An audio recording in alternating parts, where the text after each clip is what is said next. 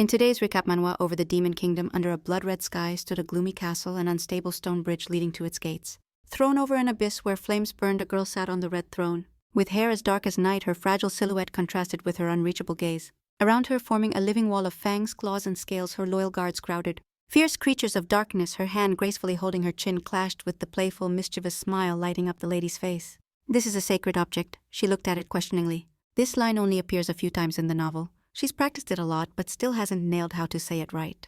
One of the servants ran in and reported that they had already arrived at the castle entrance. "Demonic!" the guards shouted, ready to tear him apart. The centipede and cockroach started arguing over who would fight. But the princess raised her hand and said, "Hold up." She knew she'd made a ton of mistakes after getting involved in this mess. She ordered Yanbar and Talam to head to the first castle gate and Roxanne and Beelzebub to the second. Helga knew she couldn't afford any more screw-ups. After all, this was her only role.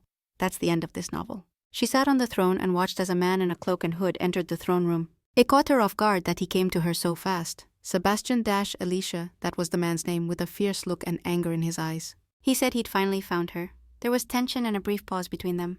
Helga realized everything had gone sideways. Because she'd said her line wrong, she stood up and said she'd fight him personally. Sebastian just wanted her heart. Helga had waited way too long for this moment. It might be a short fleeting scene, but in it the main character dies. Helga closed her eyes. She could finally say goodbye to this novel, but first she needed to go back to the beginning.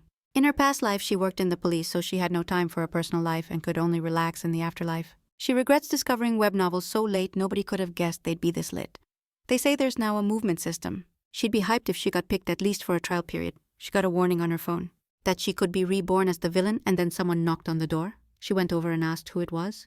"Long time no see, Elsa," said the man. "Current wait time for reincarnation is about 800 years. Most waiting are mad about it." So they started developing a new system that got popular, and he decided to recommend it while waiting to be reborn. You can dive into a novel and become the main character, but only in novels you've read. Recently it turned out you couldn't pick the hero role, but she wasn't bothered at all. Suddenly her phone vibrated in her hand, and the man told her to keep it because she might use it in the novel, and if she had questions she could look up info on it. Saying goodbye, he wished her a good time. The love story of Prince Sebastian and Countess Liliana unfolds in the novel. A prince, a big flash of light. She didn't care if she became the villain or the heroine. The most important thing was living happily ever after, even though being reborn as the main character would be sick. Elsa thought, squinting her eyes because she could hear screams everywhere. Princess was a pretty cute nickname. The lavish life of a romantic fantasy heroine, the bear was right on top of her because she was almost awake. She screamed at the top of her lungs so loud even the flying dragons around the castle heard her. The bear started shaking with its hands. It didn't get what was happening to the lady, but the only thing embarrassing Elsa was the real bear wearing an apron touching itself to make sure it was human. The only clue was that she'd become the princess of the bear kingdom. Putting her hand on the blanket and seeing what it was made of, her face filled with horror. It was the real bear with an apron who started touching himself to make sure he was human. The only clue was that he had turned into the princess of the bear kingdom. When he put his hand on the blanket and saw what it was made of, his face filled with horror, so he threw it straight at the bear.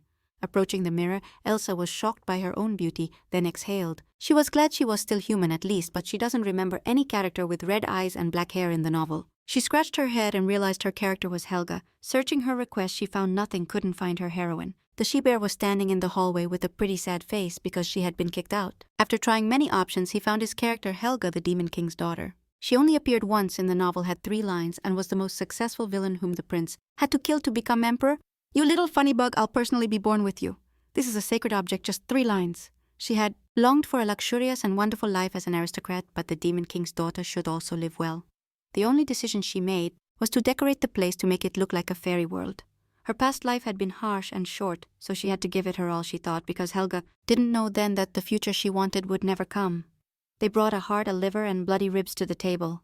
But she clearly wouldn't eat them. Lobster suggested cooking fresh guts next time. She put her hand on her face and said, "Chef Lobster," she said she'd kill him right now. Promising to find a new cook, she felt offended because a lobster can't hold that position. Because in the human world, even rats work as cooks. The bear grabbed him by the neck and said she'd find a rat cook for him. What could a bear base that on when deciding to find a rat cook? Helga understands she needs to think about the good stuff, change everything over and over. If she stays calm, she can tame them. She asked with a smile on her face to name someone for that position. The bear accepted the order and said she'd steal someone for her. She just said they were crazy and that wasn't what she meant. Helga entered the throne room to look around. She understands it won't be possible to solve everything calmly. She needs to use her power because if we exclude the Demon King who went into suspended animation to transfer power, then she's number 1. To start, she wants to decorate the castle. Despite the gloomy atmosphere with expensive furniture, this place will shine with new colors. She ordered the servants to find things used by aristocrats, and she didn't ask them to steal just to buy them. One of the servants raised his hand and asked what that meant, to which Helga replied, "Exchange money for goods." Everyone looked at her with some kind of misunderstanding and shock. They heard people had money. The long discussions continued. Someone wanted to steal the money and kill people, and someone wanted to eat eyes or something worse. Apparently her plan failed. They don't get it at all. She started remembering the words of the man who invited her into this novel. When she reaches the end, she can keep living there until her death or move to another novel, but only with the employee's permission. He also clarified what would happen if the plot didn't go according to the original plan, but the man reassured her because the force driving the plot according to the original is way stronger than she thinks. That thought calmed her down a bit. Helga sat on the throne and decided she'd just become a villain and then die heroically. Thoughts spun in her head, one in particular, but now it was 1163. At this moment, Sebastian Gurion Alicia meets the main character for the first time. As the emperor's illegitimate son, he officially entered the palace at 15 but was denied the magic gift that runs in the imperial bloodline. So from 18 he started searching for the sacred relic to gain power. That's how he met Liliana, and she'll die because he'll pierce her heart with his sword. This will happen in 1167. When Sebastian is 22, meaning he only has 4 years left to live, doubts hit his chest, and the question pops in his head if he can live here that long. The servants looked at each other, whispered, and didn't understand why she spoke like that. One of them approached her and asked if she wanted anything. But she didn't need anything strange. She seemed to understand that after 4 years there she'd just go crazy. In that, "I'm willing to endure anything but this grotesque world." Helga thought about it because according to the novel, her father is a powerful demon. That means she can make it 4 years and fulfill her role in the novel. That thought satisfied her more than enough, and a wicked grin spread across her face as she suddenly rose from her throne. With one powerful move, she stretched out her massive wings, black as the dead of night. Their shadow covered the loyal guards, passion blazing in her eyes as her hands reached forward. A wave of thick glowing magic burst from her open palms, quickly wrapping everything around her. It thickened into a pulsating living cocoon, shining with supernatural power. "Gonna write another novel soon, peace out." "Crazy animals," Helga shouted, a clear satisfaction in her gaze, her moves sharp and leaving no room for doubt. The servants stood there, mouths wide open, unable to believe she'd actually get rid of them. They just froze like nothing happened. Smiles played on their faces like they thought it was just a joke. Helga scratched her head. Then she realized she'd failed. She used all her magic, but nothing changed. Everything stayed the same, only the silhouettes of those present stretched slightly upward, adding barely a couple of inches in height and on one servant's head. Where before there was just a fragment, now a full horn shone grown without a trace. It seemed to shrink if she pushed too hard. She raised her hand and asked if anyone knew what year it was, and one servant said, 1153 according to the imperial calendar. Helga asked again, surprised, her face showing slight confusion about what was going on. She pointed at one servant and asked the same question. He said almost in tears, 1153. That way time didn't move forward 4 years, it went back 10 years. A group of people, cloaked, stood under a blue dome in the forest. One of them was Sebastian Gurion. Alicia's gaze was tense. His servant noticed His Highness was hurt but didn't care much because first they needed to get out of there. He also clarified if Sebastian was really willing to go there for the sake of the sacred relic, but Sebastian understood he simply had no other choice. He was the only person in the imperial family without magic, the crown prince, damn it. The emperor's illegitimate son. No matter how hard he tried, that nickname stuck. He had to find the sacred relic, get the heaven's protection, and regain his magic. Sebastian lifted his head, looking up shocked and confused about what was happening. A massive flash of light blinded him so much he covered his face with his hand. Everything turned white. Like he was transported to a different world. He couldn't see a thing. He sat on the ground, reached for his sword, but instead of the hilt he touched a chain. Sebastian's neck was wrapped in shackles, his eyes full of confusion about how he ended up there. It had been 10 years since the Demon King went into hibernation. After the princess's birth, this was the first time he summoned all the demons in so long. Everyone stood, looked at her, and waited for her farewell words. But it was really hard for her to communicate with them. She didn't understand why she'd moved there, why it wouldn't have been better to be reborn in the body of someone not even mentioned in a single line. Here she stopped her thoughts and thought, man, she has 2 options to escape the demon world once she reaches adulthood and inherits the Demon King's power. Either she gets called or someone decides to sign a contract with her. But she's still far from coming of age. If it doesn't affect the plot, she could be anywhere. She will show up in the story when she's 24 and Sebastian's 22. In that case, the best move is to hide in the human world for 10 years, then come back to the demon world for 4 years. After thinking it over twice, she stood up to announce the situation to her servants. She smiled and said they were going to the human world. Silence filled the throne room after her words. Everyone looked at her confused. They'd been waiting for her words and didn't get why she wanted to go to the world of the lesser beings. She paused a moment before answering. Only by getting to know people better can we mess with them properly, she said. One servant stepped forward and told her that demons can hardly use their powers in the human world. She needed at least an escort of high generals. Then the cockroach showed initiative and desire. She was ready to roll. At that moment, Helga bolted toward the throne, freaked out by the talking cockroach. She'll be there for a while, so she needs someone in human form. The supreme generals can switch up their looks. The cockroach turned into a young man, but Helga still hated cockroaches. Then another general stepped up. He started taking charge for her, ready to switch to his human skin every day. All right then. Anything that wasn't age-appropriate got left unfinished. Without hesitation, Helga pointed at one of the panther servants. He's the best choice, just gotta lose the horns. Captain Yanbar will go with her, she said. He's down to mess with fresh young blood all day. She was hyped to hear that they were heading to the human world. Helga didn't think it'd be this tough. Minor monsters can dip easily, but big shots like her and Zambar, in today's recap Manhwa, they can only leave when summoned. It's been a week since her proud resignation announcement, but no one's called yet. The bear. Lola rushed into the room with good news: a summoning circle had opened. This was straight up fire news because sitting around wasn't doing her any favors. The portal glowed purple. There was a barely there barrier around it. Helga stepped closer, eyes locked on one spot. It was a summoning circle, the first time she'd ever seen one. Smiling, she told Yanbar they had to bounce. Helga realized she'd only see demons for the next 10 years. You're next, a voice echoed from afar. Sebastian sat in a cage, hugging one knee, eyes full of mad determination and self-confidence. He'd really gone back to his nightmare life when suddenly it was revealed he was the Emperor's illegit kid. His life turned into a total nightmare, a big flash of light, and the guy screamed happily he made it. Sebastian sat there, face full of confusion about what was next. Shambhala and Helga arrived where they'd been called, but she had no clue where they were. Her gaze landed on a man looking at her with some hope. She squinted, looked around, and saw a bunch of kids sitting in cages. Everything this guy said went in one ear and out the other. He was the one who summoned them to the human world.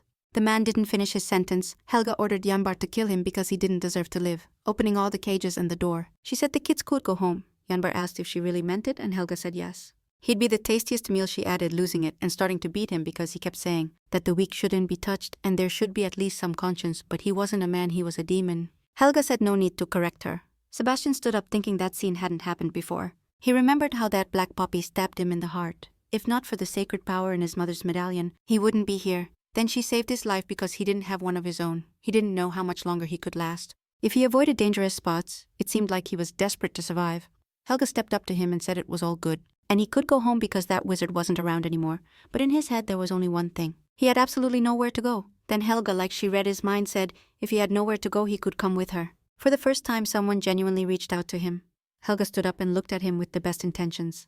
Black Angel, that's how he met Helga. They walked home through the forest hand in hand. Sebastian walked with his head down, not saying a word. His eyes were super sad. She realized this kid wasn't totally weak after all. She wasn't shocked at all when she saw Zambar. Even in that situation he stayed calm. Helga decided to break the heavy silence and turned to him. She gently asked if he wanted to be her servant. The kid's face looked exhausted and annoyed. He just gave a slight nod.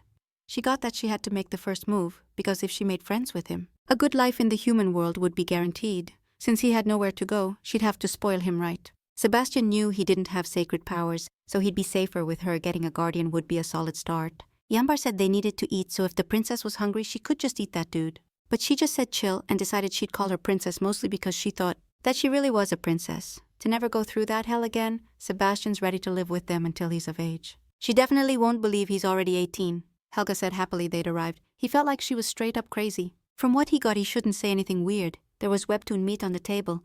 Zambar didn't get why people got so worked up about food. Helga told him to shut up and enjoy his meal. Finally, he ate normal food. After so long, his happiness was next level. That's how people call food. It tastes even better with soup. Zambar bit into a piece of meat and started chewing carefully to get why the princess was so hyped. His face changed immediately. That flavor was way too weird for him. He said so, and then Helga wondered why he was even eating it. Helga looked at Sebastian, confused why he wasn't eating anything. She got the vibe it was his first time seeing meat. She suggested he try it, because it was delicious and even Zambar liked it. He learned to use a fork much later, remembering how kids around 8 usually eat. She asked, surprised, "You don't know how to use a fork at 8? Whether he used utensils or not didn't matter." That question stuck with him.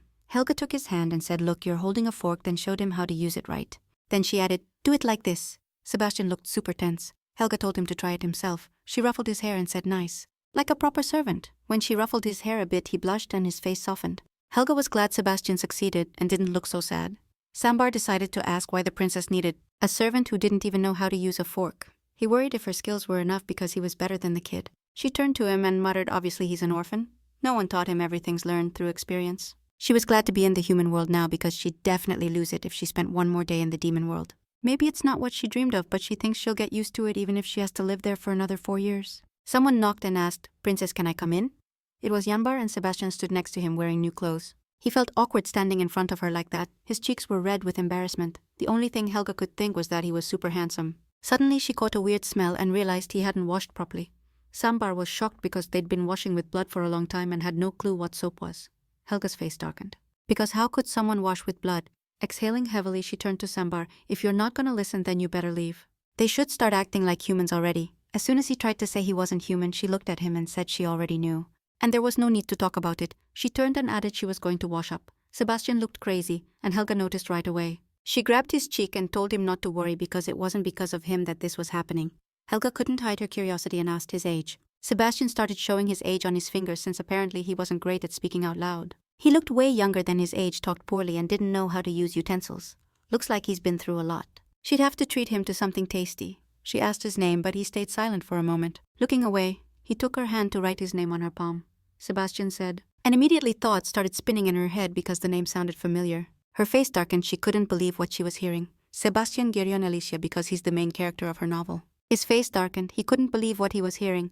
Sebastian Girion Alicia, because he's the main character of her novel. He stood up and started thinking that if in 1153 Sebastian was 18 years old, then in 1153... Helga spun around sharply toward him. It was definitely him, she thought. His name, blonde hair, the same pumpkin-colored eyes, the age is also the same. She decided she definitely needed to double-check this info. She discovered something only the main character knows.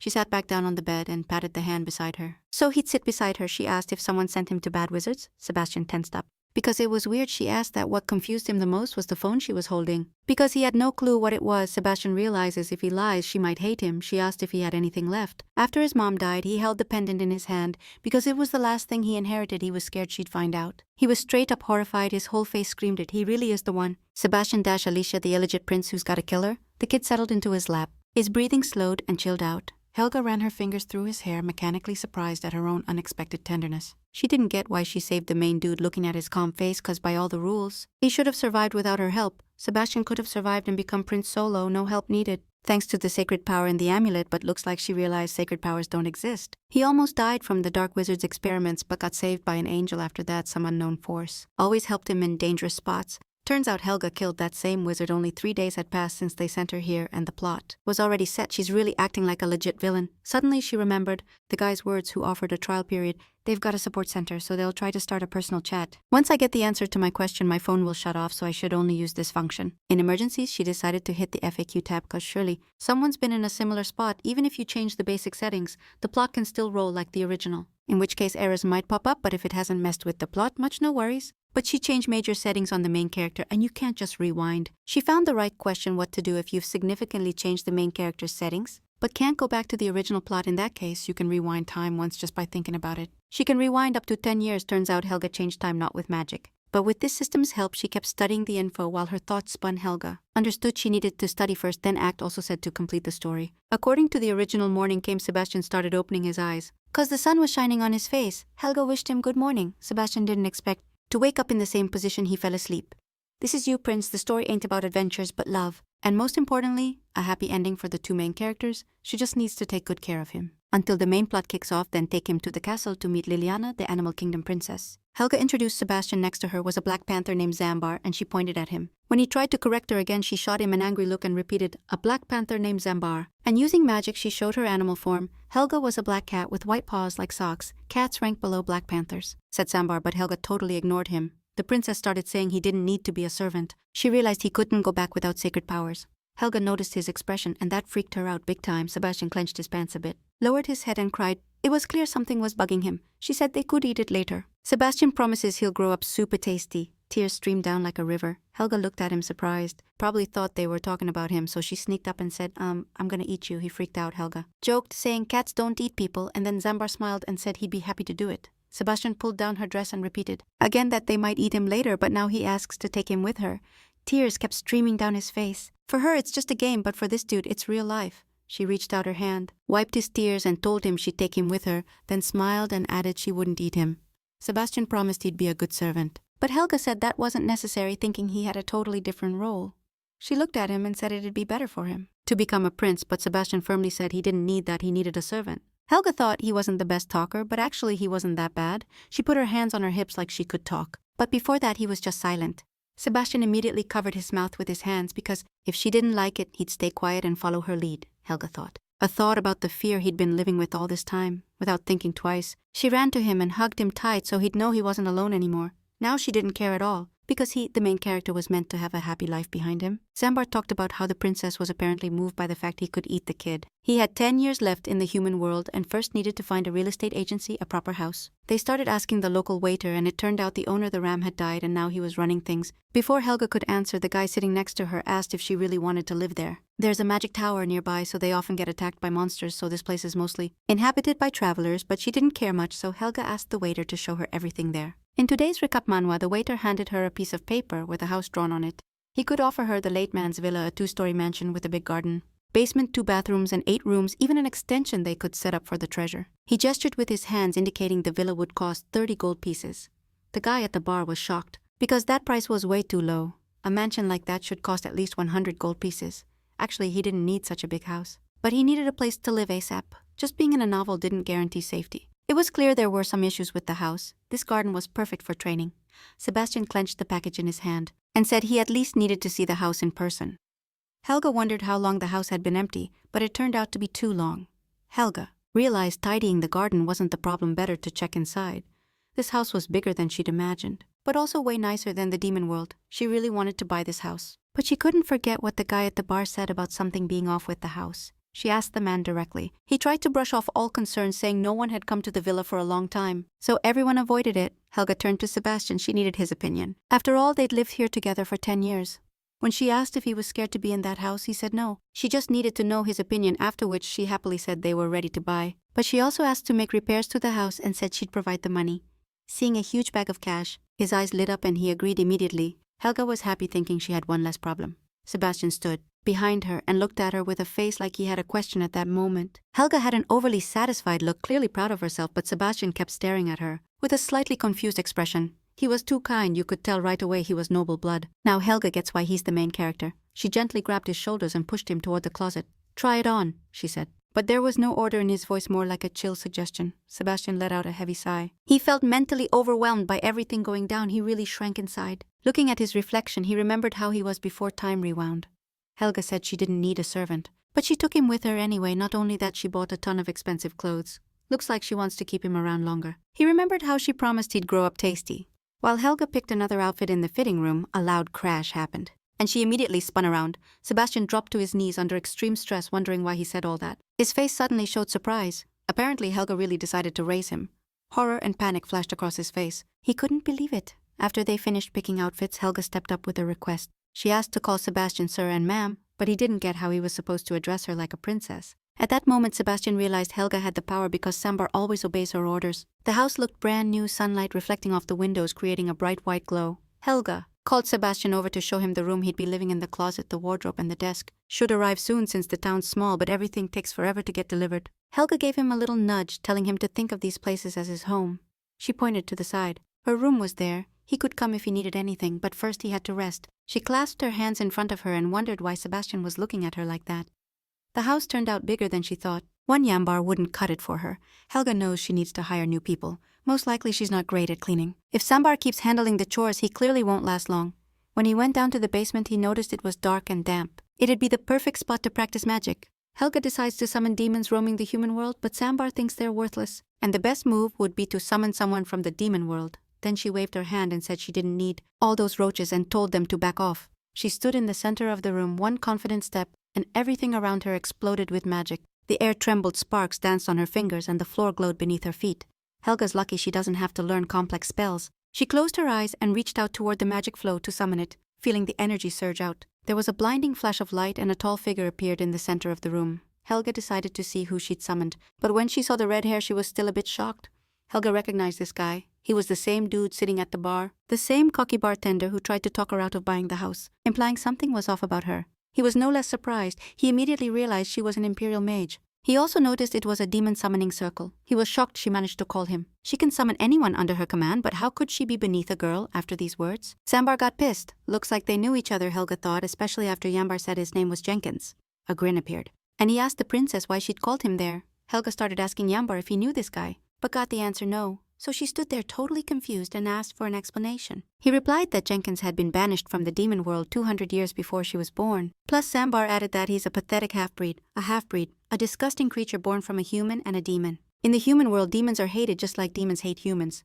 Helga realizes she'll need a demon who knows the human world. Without thinking twice, she offered him a job and he was surprised. She needs a servant who knows the human world, judging by her words. He's super picky at the tavern. Zambar started trying to talk her out of it and send her back, but since he can't handle the chores himself, he needs to ditch it. Zambar's face changed, his fangs sharpened, and his eyes were so mad it was like he could burn anyone down with just a look. Helga jumped up right away. It was way too scary. Even yesterday he was talking nonsense. Jenkins put it on his chest and said he was ready for any job now. Not only will they live with a human, but also with a half-breed, said Zambar under his breath. If the future demon lord was that weak-willed, he'd take a short break, even though the princess hasn't inherited yet. The title, A New Heir Will Be Made, he added. After dying, he'd just move on to another novel. Which would be pretty bad, he thought, but what worried him most was what would happen to Sebastian after all. It was her fault that the only thing that could protect him disappeared, but in the demon's eyes, it might look like she's siding with humans, and they won't like that, Helga. As a human under her care, a creature they despise, but she had no choice. She'd have to make them get it. By force, by cunning, by fear, whatever it took, now she stood in front of Zambar and Jenkins, ready to lay out her plan. A tense silence fell over the room with this kid's help. They could conquer the human world, but there was just one question spinning in her head. Would it work? Jenkins looked at her in disbelief, something she obviously noticed, but Zambar was so moved by her speech that all his doubts and anger vanished. He dropped to his knees and said he'd do his best. He'll do whatever his lady orders. At that moment, Helga exhaled. Everyone gathered for breakfast. The princess commented on how smart Jenkins was. Because he did everything from cleaning to cooking, the long years living in the human world weren't wasted on him. He's been here for over 200 years. Helga called Janbar and told him to learn to work, but he just snorted resentfully and turned away. Jenkins was surprised when he saw a kid walk into the room. The young master finally woke up. Helga ran to him full of worry and asked if he'd slept well and was also worried about how he was feeling. She told him to eat quickly because people gotta eat well. Zambar muttered to himself with a tray. A weak kid and a half-breed, Helga added. Sebastian has to eat well to grow. She also noticed how well he used the fork. And Sebastian actually realized she was lifting him up for no reason. Jenkins reached out and added that he needed to cut big pieces with a knife, and for that he had to hold the fork with his left hand. Helga pointed out Jenkins would be good even as Sebastian's tutor, and she's thinking about trusting him with his training, but Zambar also chipped in here, adding who teaches like that anyway. They found a house and even a good servant. Though he's still not trustworthy to live in the human world, you gotta make money, but there's something more important. Helga needs to get an original ending, so she starts researching, but it's hard for her to focus. When Sebastian looks at her like that and sits so quietly, Helga starts to worry. Then she smiled and suggested he read a book. Sebastian went to the shelf to see what was available and picked something right for him. He noticed the shelf only had novels, and in 8 years they'd come get him from the castle. Life there was hell, and to avoid it he needs to learn as much as possible. As the main character already understood, the head of the house is Helga. So for Sebastian to get what he wants, he needs to behave well with her. He noticed how she studied something with interest, and at that moment he even felt curious. Sebastian never understood what kind of thing she always had in her hands. It looked like a black box. Every time Helga wondered why he looked at her so closely, she felt uncomfortable, but tried not to show how nervous it made her. She looked at him and asked with a question, Sebastian. He froze and blushed a bit. Then she asked if he didn't know how to read. He was so confused the book fell from his hands. He picked it up and held it upside down. Helga said it was fine because no one had taught him yet, and she'd be happy to help. Helga proudly handed him a piece of paper where she'd drawn something with shaky lines. It was a lion, she announced with exaggerated solemnity. But then Sebastian asked if it wasn't a cat. She flipped the notebook toward him, pointed at the picture with her pen, and said, "It looks like this." Sebastian immediately noticed that she had zero drawing skills because the lion and the cat looked alike. Helga said it's way easier to learn from images. Now she was going to show him what a mouse looked like. Helga drew all these sketches with pleasure because she felt how important they were to Sebastian. She sat quietly and watched the whole process. That time spent brought her joy. Helga leaned back in her chair and sighed deeply because she was straight up exhausted. A whole week had passed and she hadn't even read a quarter of the novel. Then her eyes landed on a flower in a vase. As soon as she sits down to work, Sebastian shows up, and she has to get distracted because the main character whose bio she's trying to organize is now a kid. She tries to answer every question he throws at her, which makes it even harder to focus, and the idea of trusting Jenkins with his training sounds like a good plan, but trusting the main character to the first person you meet. But he cooks well, and there's something human about him, though he might not last long because of Zambar's intimidation.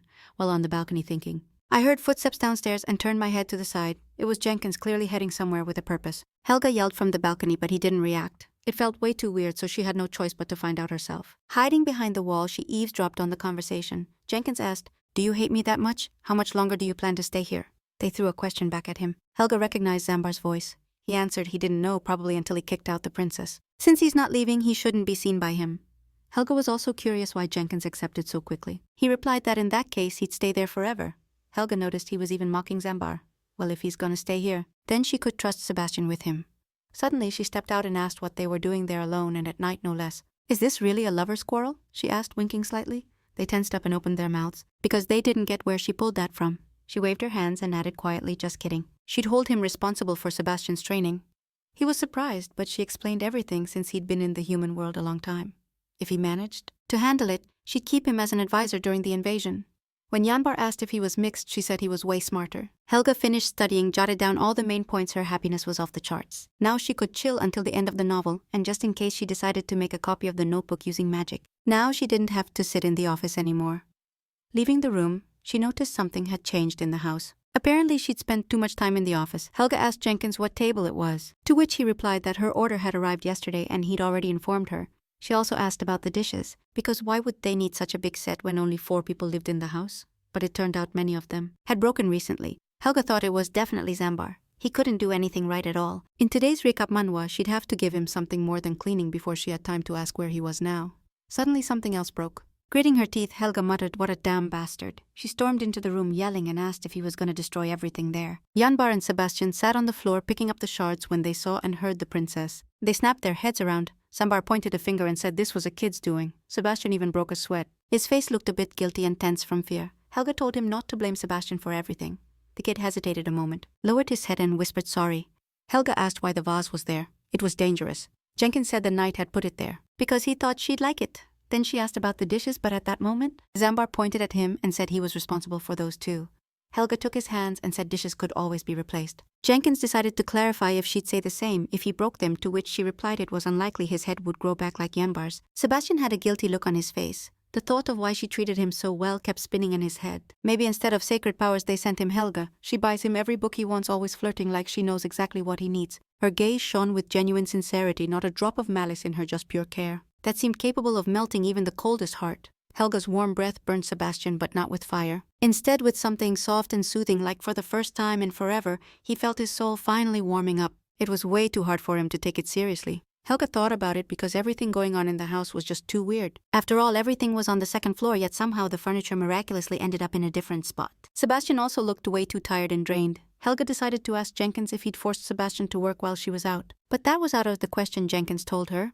She also asked if he was poisoning Sebastian's food. But Jenkins said even if he was mixed blood, he wouldn't do that. Poison doesn't work on them, Yanbar said from the corner. And do you even know how to tell them apart? Jenkins asked. Suddenly, the sound of clashing dishes was heard again, and shards flew everywhere. Helga rushed into the room, and behind her were Zambar and Jenkins. Sebastian shrank and said it wasn't his fault that he hadn't done anything. Zambar started clapping and saying the kid was lying again and that he was way too low, but that he liked Jenkins more. Jenkins noticed everything only broke near the master, but then Helga said those plates were somewhere else. But they broke the exact moment the door opened, falling behind Sebastian. He couldn't have broken them himself. Definitely not his fault. When she said that, he ran and hugged Helga tight. He was going to show only his best side, so she wouldn't kick him out. Weird stuff kept happening there. He was the only one there, so all signs pointed to Sel, and he was scared. He looked at Helga with tears in his eyes and asked if she believed him. She looked at him puzzled, like he'd frozen. She hugged him tight and started yelling at them, asking how much they had abused him, but they denied everything. Sebastian said it wasn't him, so without proof, there was no reason to blame the kid. Helga was so sweet, Sebastian was happy she was on his side. So smart. Maybe this was even a reward for all his suffering. He even lost weight from all the stress. Then Jambar asked who broke the plates. Helga stayed silent and said just one thing, she thought, then paused. The best move would be to investigate because those plates couldn't have grown legs, she added. Night fell. Helga sat on the living room couch with her arms crossed, still replaying the morning situation. She was especially struck by Sebastian's look when she asked if she believed him in the novel. Sebastian never shows his true feelings. She doesn't get the best way to act around him. Sebastian knocked and came in asking if they could sleep together that night. Of course, Helga said with a smile and suggested going to her room. She waited for Sebastian to fall asleep without taking her eyes off him. Moonlight lit up his blonde hair. Seemed like she worried for nothing. He was still able to open up to her. She also noticed his long, beautiful lashes, like a true main character. After a while, Helga fell into a deep sleep. She tried to find a blanket with her hand to cover him because she couldn't let Sebastian get sick. But through her sleep, she saw a black hand on her neck. Something big and dark flew out the window straight from the room to the yard. Helga went out to the balcony, and below sat a long-haired monster staring at her. She put her hand on her side and asked if it understood where it was, but the monster said it had always been in the house. She had to push herself hard to finish this story. She asked how it dared to touch Sebastian. The monster didn't even get what it did. Because a ghost can't live with demons. Then the monster roared fiercely that this was its house, and with a sharp move grabbed Helga by her hair, saying people are way scarier than ghosts. It also added that the more she resisted, Sebastian jumped up and ran out to the yard shouting no way he doesn't want Helga to find out. The smell of loneliness and a terrible life, his existence unsettles others. He's not accepted, just like the monster. Abandoned by everyone, he stayed alive after killing them all. Sebastian couldn't believe what he was seeing. Something weird was going down right in front of him. The monster made a huge black ball with its hair trapping Helga inside. Hearing the screams, Jenkins and Jambar also ran to the yard. Sebastian turned to them and asked what they should do. He was super worried Helga might die like the future demon king he was supposed to be evil had taken over every corner of his home. Janvar said there was no need to worry, but Jenkins immediately felt the negative energy in that house. Assuming a ghost lived there, Sebastian didn't get what they were talking about, especially worried about how it involved Helga. He clenched his fist with all his will, turned around, and ran fast toward the wrapped-up ball baby Janvar shouted. But Jenkins grabbed his hand and stopped him. But Jinbar knew this kid was important to the princess, so he couldn't let him die. Jenkins looked at him scared too, not wanting anything to happen, gripping his hand so tight. It was clear he wasn't letting go. Sebastian tried to untangle the ball, punching it with all his might to make the monster release its grip the harder he fought. He saw Helga's face start to show. She saw the hand and immediately knew it was Sebastian. When she managed to move a bit, she used magic and crushed the monster, holding the hair that had wrapped her whole body. Eyes wild after what happened, Sebastian screamed, broke down crying, and threw himself into her arms. Sebastian stood pressed against Helga, whispering softly, "Sorry, he just wanted to stay in that house," pretending nothing happened. But Helga cried, her tears rolling and dripping to the floor, wondering if she should tell him she was scared he'd get kicked out. She cupped his face, knowing he was worried she might get hurt, but ghosts weren't a match for her. She's the princess of animals. She added with a smile. It was rough on Sebastian mentally, his tears still falling. But he was glad everything turned out okay. The window in his room was broken, so he'd have to sleep there for a while. Jenkins got it all perfectly, just stood there staring at the sleeping kid princess of the demon world, Helga, when she called Jenkins. He thought there was no one worse or more dangerous in the world than her, the way she treats this guy he'd never seen before. He's curious what makes him so special. Sambar entered the room, caught the ghost, who begged for forgiveness. "I'm already dead, so no problem." But how dare he touch her, Sebastian? What Jean Bart expected from his princess? The ghost begged for mercy. He has the land deed, hid it in the house. Helga really needed money. Now she turned to the ghost and asked, "You mean these are the documents?" He said they're love potions and the documents are kept in a safe. Helga stepped closer and asked, "Here," the ghost replied. "Yeah, if you forgive me, I'll tell you the password." Helga didn't need a password. Open the safe with her magic, she also asked. To send a ghost to the demon world to entertain the others, Sambar was surprised by her kindness. After all the chaos, a lot changed in the house. Sambar annoyed Sebastian more, but then Sebastian himself approached him and asked why he was so strong. Then Sambar hit him back with a question. "You really want to be like this? It's just been a while since anyone gave me props." Sebastian said he wanted to be as strong as him. Sambar even blushed hearing that. Even though he was mad, those words hit him deep. At first he thought Sebastian would quit fast, so he forced him to do the red training, but seeing his real effort, he got way more serious when summer came. The color had returned to Sebastian Jenkins' face. He even worked hard to teach Sebastian and Helga, and he even created a curriculum for him. Based on key points from the novel, Sebastian learned fast and turned out to be way more diligent than Jenkins expected. He answers all the questions. Helga felt happy about this, and as soon as she reached the book, her hands touched Jenkins. She said it was a spell and that she wasn't all-powerful, wishing for Zambar, but before she could add anything, Helga interrupted and asked what was wrong. Jenkins cooks, cleans, does laundry, teaches the master because his house is huge. It's super tough for him to handle all the responsibilities alone. Helga put her hand on his shoulder and told him not to stress. She knows he gets tired, so she contacted the demon world, and that's how they got a new maid for their house. Helga decided to introduce Lola from the animal kingdom. Lola greeted them and said she was ready to work non-stop. Helga noticed that next to her, there was someone wearing a cloak, though she only called out to Helga. She was her friend and knew more about the human world than all of them. The girl started to take off her cloak to say hi. She's the supreme nightmare demon Ginebra. Her disguise was so basic that Helga shut Sebastian's eyes and told him to quickly put on the cloak. The kid approached the bear with childlike curiosity, his tiny fingers carefully touching the huge furry paw, his eyes shining with admiration, like he'd touched something magical. Helga shooed Ginebra away, but she said they needed a maid, and that she'd be better than a bear. Then she said there was nothing else to do. Suddenly, huge wings spread out behind her back, and she effortlessly lifted into the air, magical energy thickening around her, glowing with intense light. She flew quickly toward Jenkins, and before he could react, she pressed her palm against his chest. "What are you doing?" Helga croaked, eyes wide with horror. It turned out she had frozen his heart. If she's not by his side, he'll die. Helga stepped forward, full of rage, her face twisted with anger. "You're blackmailing me." Her voice trembled with powerless fury, fists clenched, but she only asked for at least one chance because in 5 years the heart would come back anyway. And if she doesn't change her mind, then Ginebra will lift the spell. The spell flickered with a bloody light, reminiscent of ancient demon oaths not sealed with ink but with the soul itself. A demon can take a person's heart, but in return must always stay close. What a cunning plan expected from the nightmare demon.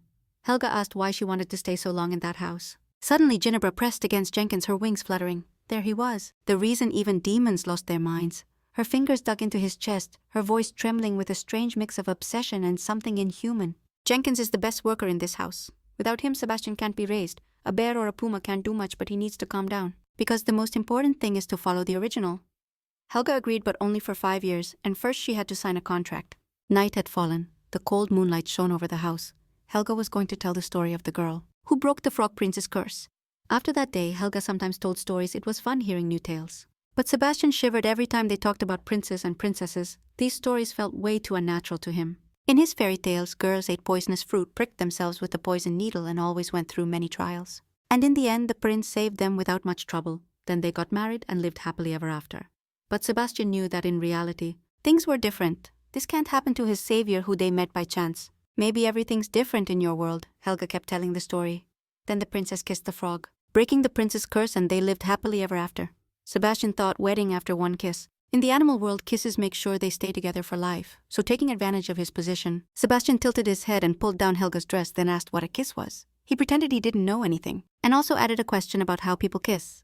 Helga was surprised his mom never kissed him. Then she got closer, gently to Sebastian, and kissed him on the cheek, causing a pink blush to appear on the boy's face and his eyes to sparkle. In today's recap manhwa, he asked if only princes and princesses could kiss, to which he got the answer no. Then Helga said, "You gotta do this with the person you really like." After those words, Sebastian moved closer to her and kissed her on the cheek too. Helga blushed and placed her hand on the cheek Sebastian had just kissed, but she herself said, "You should only kiss who you like." At that moment, she felt like her heart was pierced. Now she understood what a real heart attack was. She was happy and wanted to have an adventure. It was the best thing that could happen to her today. Ginny decided to show everyone her cooking skills. Jenkins asked what holiday it was, and Jan Bart added, "Why make the food so complicated? It was simple. Today was the master's birthday." They put a cake on the table, stuck candles in it, and lit them today. "Sebastian turns 10, said Helga. "The main character is supposed to wear a crown, so she carefully placed it on his head. Now she suggested singing a song. "Happy birthday to our dear Sebastian," sang Helga, but the guys just stood to the side like they were frozen. This was the first time Jenkins heard the song. She completely forgot they were from a different world, so she added they'd teach everyone later, then turned to Sebastian and asked if he wanted anything. Promising to grant any of his wishes, he looked at her hopefully, doubting if she'd really make his wish come true. But since they'd already kissed, he wanted to say, "Let's get married." Then Lola came over and said she wanted to go home. Ginny suggested going to the garden. Sambar wanted to eat a man. Jenkins added only the birthday boy could make a wish. "Only the birthday boy can make a wish," confirmed Helga. The guys nodded and kept arguing. "From now on, November 10th is Sebastian's day," said Helga. At that moment, Sebastian seemed to pale, because how could Helga know when his birthday was? In fact, he was officially recognized as a prince that day, and that date became his birthday. But he's still 10 years away, and he doesn't get how she found out if Helga knows who he is, and also that he's actually 18 years old. He remembered having asked in the room during the story what a kiss was, and also how he got close to her and kissed her on the cheek. Telling her straight up that he liked her, Sebastian didn't stay quiet since he was interested. He asked why today was his birthday. Helga moved closer and whispered in his ear that it was a big secret. At night, an angel came to her to tell her, so she had to quickly tell her wish. Maybe it was just a coincidence that she said she wanted to become a prince. Excellent. She said today Sebastian is her prince. It crossed her mind that he was considered one from birth. She asked everyone that from that day on they call Sebastian Prince. Lola raised her hand and said she'd like to play something with the prince. It's a game of hide and seek. One stays in the room and the others run to hide. Those who get caught can be eaten. She asked what she was saying.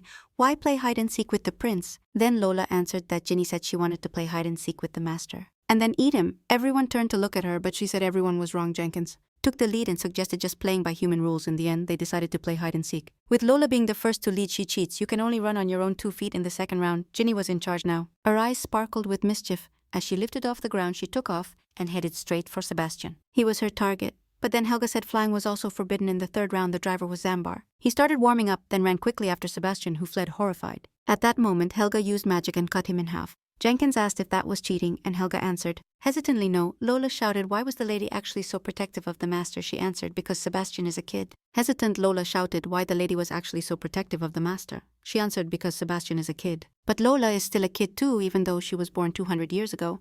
Shambar said that at this age bears are still considered kids and only mature at 500 years. That's why she asked to protect her Helga. She smiled and said that from now on she'd look after her too.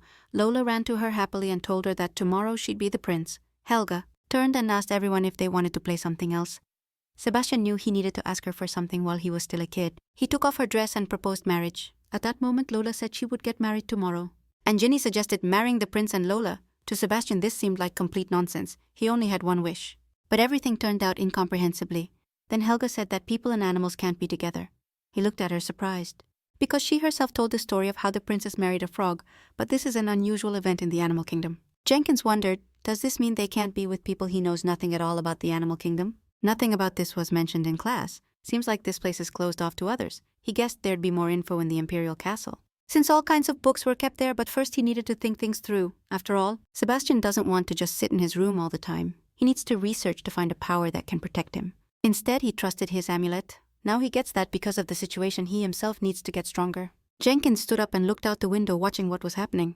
Suddenly he realized that Zambar was clearly heading somewhere. He saw him leave with a stone-cold face. Helga looked at him and remembered that a couple days ago, he had said he wasn't feeling well. She can't leave the most capable worker in this house, so she asked what was wrong. He started to tell her it was the master's birthday but didn't get to finish. Then Helga assumed he was talking about the birthday song. But he was actually talking about his marriage proposal. She remembered that people and demons can't be together. Then she recalled Jenkins was a half-breed but didn't blame anyone. It was just that Lola was being way too emotional, to be honest. Helga sighed while watching Jenkins lower his head and added that he liked humans way more than demons. His eyes shone with sincerity. And it wasn't a lie. She understood nothing could be done, so she decided it was better to tell him the whole truth. Sebastian really is a prince, Jenkins said, staring at her with raised eyebrows. Yeah, that's right, Helga confirmed, seeing his confusion. She said it was true and also asked what would happen if Sebastian had forgotten himself and made a contract with a demon. He needs to think for himself because he talked with Lola and everything changed. He knows she's super protective of the young master, but he's not a prince. All imperial family members have magic, but the master doesn't have the skill to do it. Helga clasped her hands and said she wasn't asking him to believe her, just to remember.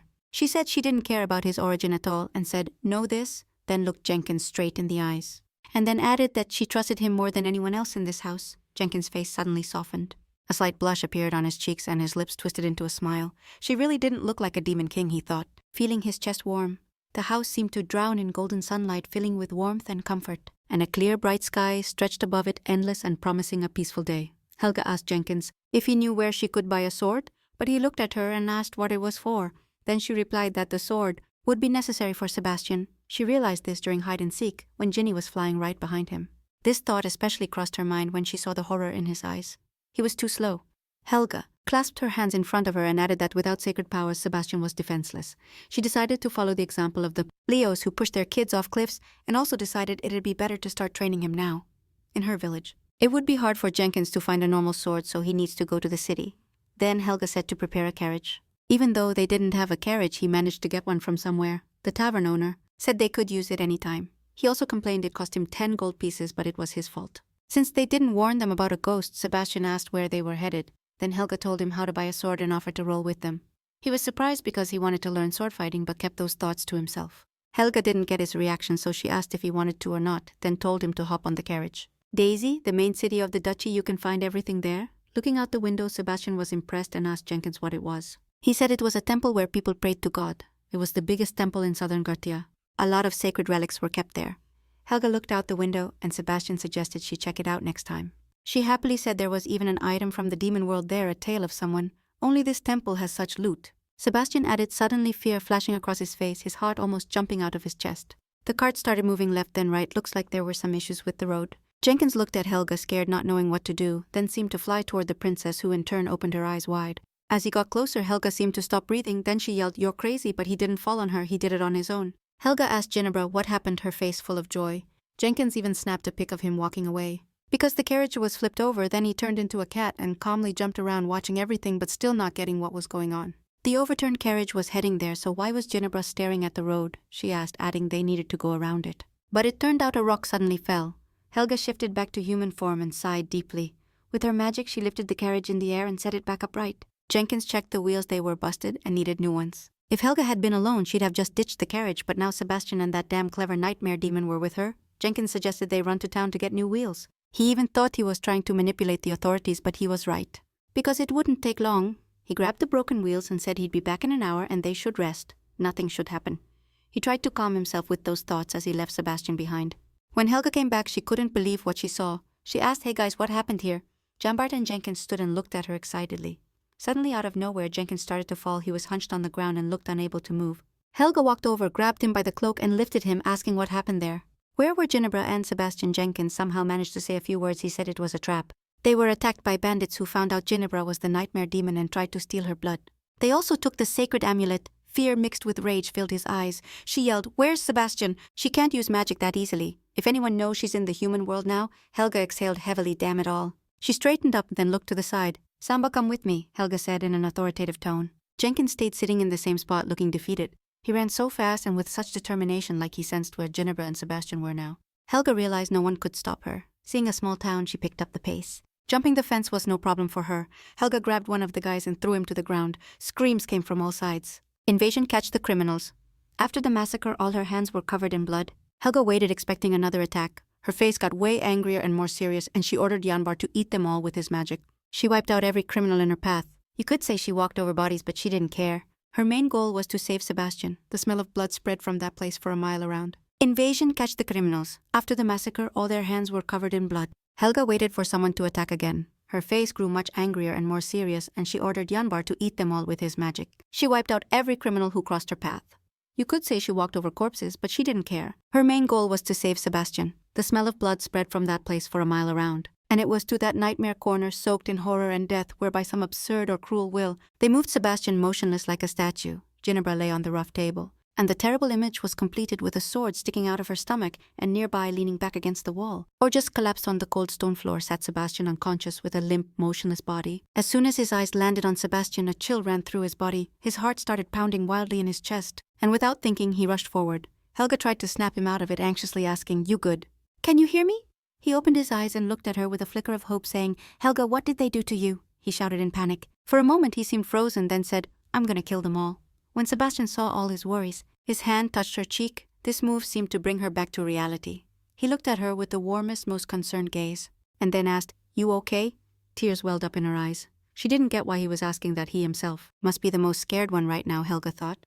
"I'm good," she said with total confidence. After all, Helga once said the Animal Kingdom's princess was stronger than anyone. Suddenly, Ginevra's exhausted voice was heard, "Save me!" Helga ran to the table without hesitation, grabbed the sword's hilt, and with a powerful yank pulled it out of Ginevra's body. But as soon as the steel left her fingers, a wave of burning, unnatural pain shot through her arm. The sword felt like it was burning her flesh from the inside like hot metal or a venomous sting. Helga noticed she couldn't recover quickly. This sword was a sacred relic and the damn Helios made it. "Ginevra, you good?" Helga asked. It turned out she needed to eat a man to heal. Sambar approached them and said he'd handled everyone. He also added he'd bring Jenkins, but it wasn't necessary. Since they'd go see him themselves, they still needed to get a sword, so they decided to just steal one from that place. Grab all the weapons and go see Jenkins. Ginevra felt way better, looking cheerful and happy. She was totally fine, like she'd been reborn. Then she offered Helga to eat someone too, but she refused right then. She doesn't look like any Animal Kingdom princess at all. She gets that this is serious because demon power comes from other people's life energy, and now she wouldn't hurt anyone. Helga hasn't forgotten her past life, when she worked in the police, so she'd never eat a person while holding this sword. All her magic was absorbed for some reason. A crazy alien made this sword and apparently spent his whole life crafting it. It seemed to come from the temple. She even found it funny that thieves could steal it so easily. Helga checked all the stolen balls and said there was no need to go to the city because these balls were in perfect condition. It was the busiest day ever. Helga turned to Sebastian and asked if he wanted to take the sword. Then he took it in his hands and started examining it carefully, and Helga sat down watching his emotions. She smiled sweetly and added, "Consider it your birthday gift." Then Sebastian asked if they could gift the stolen items. Helga replied they hadn't stolen them, they'd found them. Sambar gathered his stuff and said it was dumb not to reveal what you find on the street, and Jenkins said that was a lie. He feels this sword is way too much for Lord Sebastian. Then Helga asked him not to bother her because she was super tired after the whole day. In this town they managed to steal a lot of useful stuff, and also made some cash selling love potions. Jenkins asked if they should hire a good teacher. Helga told him not to worry, just to teach the basics, show how to hold a sword, and Sambar would handle the training. In today's recap manhwa, she also asked to finally befriend him and then sent him to find Sambar. Sebastian watched everything going on, listened to their conversation. He still didn't get why Helga was doing all this for him. At first he wanted to win her favor, so they wouldn't kick him out, and he didn't think he'd get attached to Helga so fast. So he wouldn't get kicked out of there and didn't think he'd get attached to Helga so fast. It seemed like he no longer had to try to please her. He called her Ginebra, gave her some cookies and suggested they eat them together. He took one and handed it to her, saying, "Tell me, Now that he didn't have to listen to her in front of him, for some reason he wanted to do it himself. His gaze was soft, like the first sunlight piercing through the morning mist, and his cheeks were flushed with a delicate blush, like peach petals touched by a cool breeze. Helga was reading the novel and thought it was time to meet the side characters. At this age, Sebastian should know someone, the guy who backed his relationship with Liliana, the friend who helped strengthen their love, Miranda. The relationship started on a cold winter day when Sebastian shared his bread with her. He was about 11 or 12 then. Helga doesn't know where she is now. She tried to find her, but there's no meeting spot indicated, so she got up and decided to take a walk. Because that's the best way to find someone. She hopes nothing happens if she's gone for a while. Helga doesn't want to leave but knows it's necessary. Sebastian approached Ginebra and asked what she was doing. She said it was a game. Eat me the best position to think, then his curiosity, silent until then, suddenly flared up with new strength, intensifying every second. It got unbearably interesting. So Ginebra said she was worried because the princess still hadn't come back. Sebastian even choked thinking she'd been gone. For so long he was scared she'd never return, but then Ginebra decided to calm him down, looked at Lola with a scared and somewhat threatening gaze and asked when Helga would be back. At that moment Ginebra grabbed her and flew out the window saying, "How could a little bear possibly know that?" He asked, worried if they really didn't know or were just faking it. Sebastian ran out to the yard, found Janbar sleeping on the roof and shouted, "Get up!" He stretched, yawned and asked, "What's up, little dude? It's time for our lesson." Janbar took human form, so Sebastian decided to ask him the same questions he asked Lola and Ginebra. But he didn't know anything either. He's the commander-in-chief of the Beast Kingdom, so it's weird even he doesn't know, since she's his princess. Zambar thought about it, of course he was worried about her, and then said, "Maybe she decided to leave us. She didn't have big expectations, and it was easier to be alone." After all those words, Zambar's face twisted a bit. He didn't expect the kid to cry. He opened his arms and said it was because of his weakness that she left. Sebastian was pissed, because he didn't believe a single word Zambar said. Zambar also suggested he should ask Jenkins because he knows a lot. When Sebastian turned and walked toward Jenkins, Jimbar placed his hand on his chest and exhaled relieved. The kid sat at the desk and asked when Helga would come back. He kept asking this if the lady had told him when she'd return, or at least where she'd gone. He wouldn't have to lie. Now he gets that demons don't think at all. In human time, but this is too much for them. A week is like a day. But for a kid, it's like a whole year. Jenkins turned to Sebastian and told him he wouldn't advise trusting the lady, because it could hurt a lot later on. Humans have conscience, but demons totally lack it. Helga was looking for the girl, and all her efforts were fruitless. She doesn't understand how it's possible to find a girl with such unusual brown hair in a place like this. Helga leaned against the cold wall, pressing her whole body against its rough surface like she was looking for support from the universe, and sank into the abyss of her thoughts. It seems like chance encounters happen for a reason. She even thought she should go back home, but she has to reach the original ending, because she doesn't want to live here another 500 years. Miranda became Liliana's maid through a recruiting agency. Now she thinks it's worth finding out where they post job openings. She decided to go back to Liliana's house in Cecilia County. The icy symbol palace of Cecilia revealed itself in all its commanding grandeur. Here's the visible image of the whole county. Helga transformed into a cat and started checking out the garden. Compared to it, her house is just a regular training ground. Helga looked through the window, carefully opened the door and jumped inside. She found the documents. They get as much money every month as taxes. At that moment, she was speechless. It turns out you can have lots of tutors. But she just annoys Jenkins without getting paid. The door slammed open and Helga shuddered like she'd been hit by a truck, and instantly she threw her head back at the uninvited guest with a flicker of panic in her eyes. A little girl walked into the room and said, "Nanny, there's a cat here." Helga realized she needed to run, but her hand was already reaching for its tail. It was Liliana Cecilia, the main character of the novel. The nanny turned to her and said, "You can't grab a cat by the tail." Liliana apologized and asked, "Kitty, did it hurt a lot?" A kind kid like an angel. Sebastian's fate, who was even willing to leave his family, his love for her and Sebastian to make her a princess, kicked off a fight for the crown prince spot. And only after that did he head to the demon world.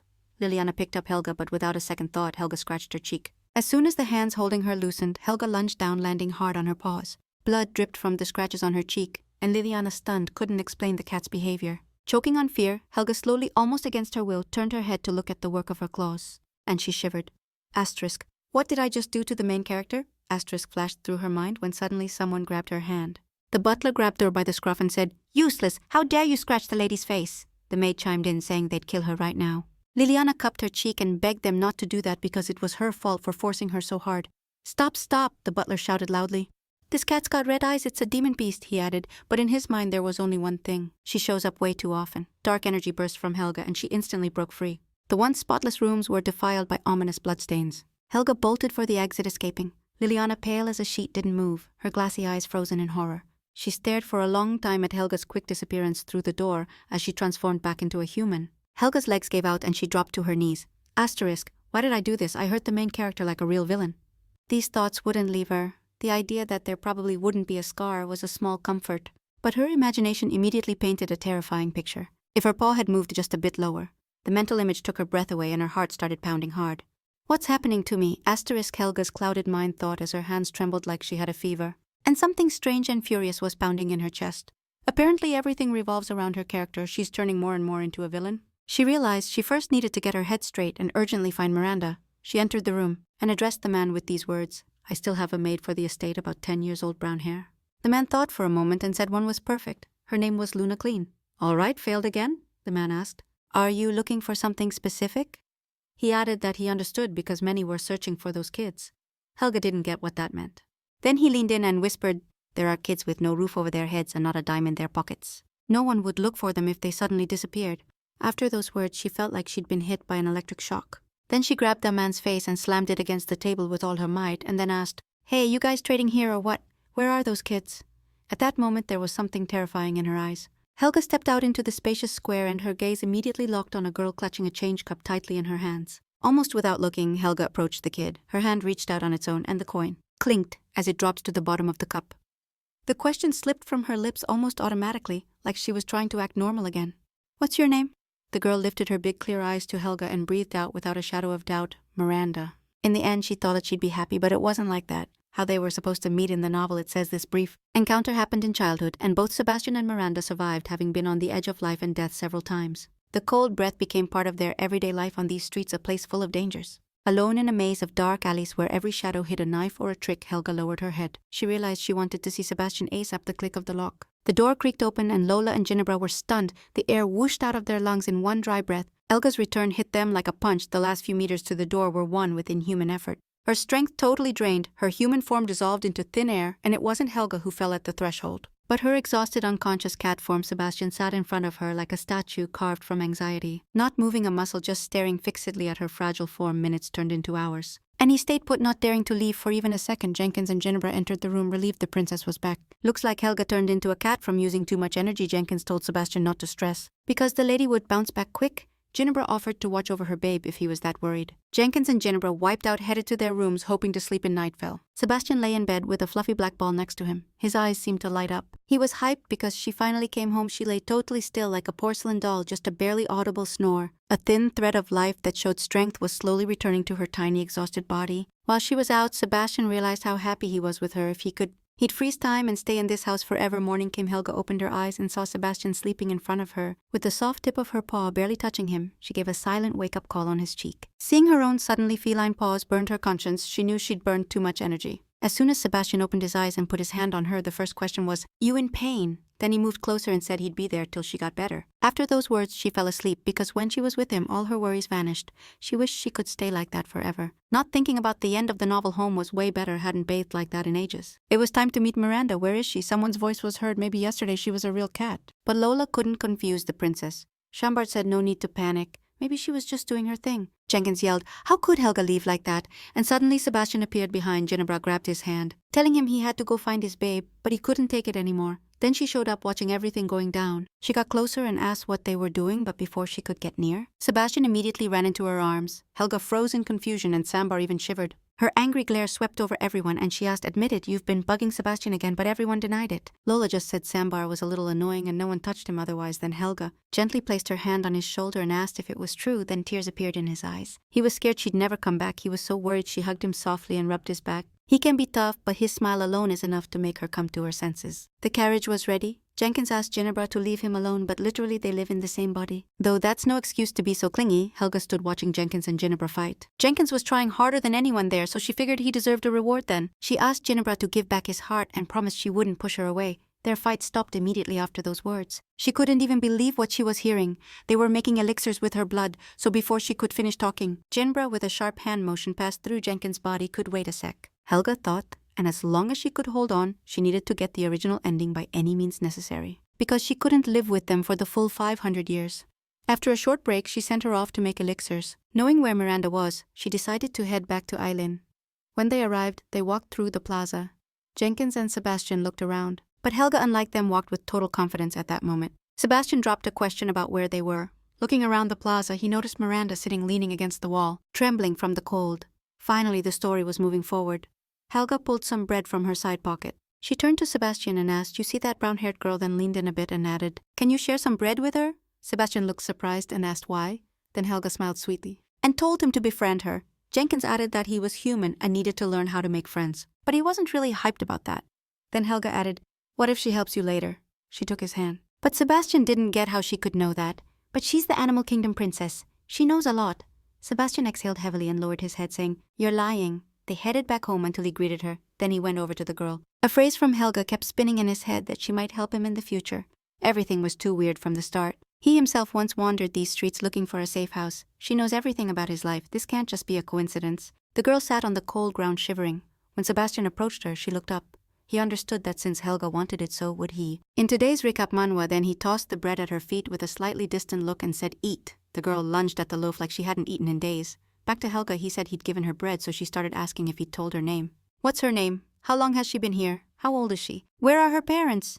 She fired off a bunch of questions. She had a dry throat and offered to give her some milk. So Sebastian came back and handed her the bottle, adding that if she answered his questions, he'd give it to her with bread in her mouth. She just looked at him surprised. But for the milk, she'd do anything. They moved toward the house through the frozen forest immersed in the blue twilight. The sun, like a red-hot coin, was sinking below the horizon. The omnipresent silent cold chained the earth with an icy layer. From exhaustion and a busy day, Sebastian fell asleep in her lap. Finally, they reached the important plot point. Helga knew it'd be sick if they kept going like this. In the window, she saw a tower. That's where the wizard had called them. Is there anyone else there? Helga asked, and Jenkins replied, There's one shady dude trying not to draw attention. Then the next question popped up. How do you know that? But he'd already met him. He was the one who told Jenkins about the recruitment circles. But he can't summon her. However, he can summon all demons up to Sambar's level. The magic circle is like an address. If the magic power isn't enough, the summoning happens randomly. He couldn't even summon Zambar, much less her. Then he asked if she wanted to enter the human world, but judging by her reaction, it was true. It takes a life to call there, Jenkins added. After saying this, he covered his mouth with his hand and looked surprised, like he understood everything. Looks like that's where he met the young knight. Of course, he knew it needed a life in exchange, but he didn't keep talking and just apologized. She asked him to be careful in the future because they couldn't know how Sebastian would react to this. Still, thanks to that call, she saved him. If she hadn't come to the human world and killed that wizard, they would have taken Sebastian's life. Sebastian reached out and touched her face, saying, It's fine. But she understood he would have left anyway, and almost all main characters. All right, but she understood that he would have left there anyway, and almost all the main characters had a rough childhood. She just needed him to be okay. The carriage was approaching her mansion. Sebastian looked out the window with a sad face, asking if that meant the animal kingdom referred to a different world he guessed, for example. The demon world, or Elios. Jenkins knows summoning magic. Helga appeared here precisely because of her. The phrase, who knows how Sebastian will react to this? Two things have changed since the past. The first, and not least, is the unexpected appearance of Helga where the mage had them locked up, and secondly, not revealing the powers of his mom's amulet. Helga taught him everything she cared about. If he was a commoner, she wouldn't have ditched him. Maybe she knows his status in society. Ginebra decided to throw a feast to celebrate Jenkins' heart being freed. Everyone there was straight up drooling, and there was even a question like, can they really eat all this? Sebastian walked into the room and she rushed him. His face was mad scared, and she immediately noticed he'd lost his mom's amulet. Fear instantly showed up on his face, along with questions like what? Where did he lose it, and when before getting home he had it, but after arriving it disappeared, he answered. Helga started asking everyone who took it, but no one needed anything human. You knew it was super valuable. So she quickly sent everyone to look for it. Looks like her doubts were right. Helga knows he's a prince. She didn't get how he could lose it because that thing was super important. Only with it could it be proven Sebastian was a prince. She realized Helga talked just like his mom. She always said he had to be more careful because special blood ran through him. Jenkins saw something shiny in the fountain and headed over. Stuck his hand in the water and pulled out the amulet Sebastian just lost. He went up to Helga and asked if she knew what it meant. And if so, to tell him. She answered, but honestly, your dad, the emperor of this country, knows it's hard for him to believe now, but one day he'll take you to the castle. Then he asked how she knew that Helga knew that day would come sooner or later, so she made up an excuse ahead of time. The gods of fate told her she had to help him but be careful not to change destiny. Then he asked, Is that why you treat me well? After her answer, he didn't seem frozen, because he couldn't believe what he was hearing. Helga added she does all this for him because she likes him. Jenkins walked into the room, saying he found the amulet and handed it to Helga. She carefully placed it around Sebastian's neck and added, Don't lose it again. She stood on tiptoes and kissed her on the lips, saying, This is a thank you to you. Then Jenkins, seeing this, said he was the one who found the master's amulet, but he didn't ask to be kissed, and that's not something you do to just anyone. Helga covered her mouth with her hand. Because Sebastian was super cute, he kissed her on the cheek, but on the lips for the first time. A loud bang was heard behind her, and Helga turned around. Lola, with her mouth full, said she hadn't eaten anything, but she totally lied because her whole face was covered in sauce. She closed her eyes and added she hadn't eaten, just touched it with her lips. Looks like it's all their fault. Put your lips on mine, and now you've got a kiss. Weird situation. Jenkins was lost in thought. If his memory didn't fail him, he knew what the young master's amulet was. It contains protective magic, and he used it to bribe the emperor to contact the palace mage. Jenkins said it straight up. The young master is actually the crown prince, but Helga had already told him. She clasped her hands and added she'd also told Sebastian. The day was freezing, but that didn't stop Helga from lying in the snow. Helga worried Sebastian hadn't practiced any social skills before moving to the castle. She hopes he makes friends with the village kids. Helga stood up and told Jenkins it'd be sick if Sebastian could practice with his buddies. She also suggested opening a fencing academy at her place and inviting all the local kids to join. A sweat drop dripped down Jenkins' stick. He decided to clarify, I'll have to do this too. She shook her head and said she already had enough work without that, and that she'd leave that to Zambar, remembering Zambar's words about why he needed a sword. He put his hand on his face, smiled, and shook his head a bit. He got that in the end he'd be the one doing it. Helga said there was no need for any complicated training if she saw someone with talent. She could work with him personally, but he only has one thing to do. Nappa asked him not to get mad, otherwise it would split them both. After all, I've asked more than once not to complain about the workload they have to support Sebastian until he becomes the crown prince. In return, he promises to make sure no one else dares to call him a half-breed. They've set everything up for the fencing academy. And they've even invited students. This organization has exceeded all expectations in his past life. He had already had to systematize training by levels. Helga hopes Sebastian makes some friends. The kids ran up to Zambar and bragged about their wins. Jenkins noticed Sebastian felt uncomfortable with so many new people. He shows no initiative, looks like they'll need to talk to him. Helga went up to all the boys to say hi. Of course they noticed how beautiful Helga was. After the nice words, she even felt a little confused. The boys asked her questions like who she was and how old she was. Then she introduced herself. My name's Helga, I live here. One of the boys whispered to the others that everyone said that girl was scary apparently. These are the rumors going around about her in town, so she asked the boys if she really looked like that. No. They answered, and it was like they couldn't take their eyes off her. Sebastian was super happy to see her. After classes started, she barely left the mansion. Seeing Helga with other boys made him feel awkward. A kind of jealousy popped up because everyone was surrounding her, but then she noticed and called him, putting her hands on his shoulders. She introduced Sebastian to the boys, saying they'd be training together, so they needed to be friends. At that moment, Sebastian felt extremely uncomfortable because he didn't want to share Helga with anyone else. Several days passed. Sebastian approached Ginevra. She was lying on the table as usual, and was happy that the lady was busy. But Sebastian was not happy at all about this. He asked her where she was, and Ginevra told him she had business in town, a meeting with the students' parents. Suddenly she saw a guy at the window heading straight towards them. He's here again, Ginevra said cheerfully, then asked Sebastian what the boy's name was, and he answered Ben. They knocked on the door, and Sebastian opened it with the most annoyed face you could imagine. Ben greeted him and asked if Helga was home or not. He said no, she's not even a student at the academy, but she comes to chat with her every day. Then the boy handed him a basket and asked him to give it to Helga. From his mom now, he also openly shows sympathy towards her. This irritated Sebastian. He said she doesn't like apples, but remember how Helga asked to bake a cake with them? Ginevra came over and said, "Here's your dessert." Mr. Ben scratched his head and added, "Helga's little brother is really stubborn." At that moment, it was like his whole world collapsed inside him. Brother Sebastian clenched his fist. Helga was really telling everyone he was her brother. His anger had no limits. He didn't take the basket and just walked away. Ginevra gathered everyone in the dining room, put her hands on the table and said, "We have problems." The young lord left more than half his plate untouched. He lost his appetite. He's also been sad all day and barely talks to anyone. He got even weaker since arriving at this house. Apparently something happened.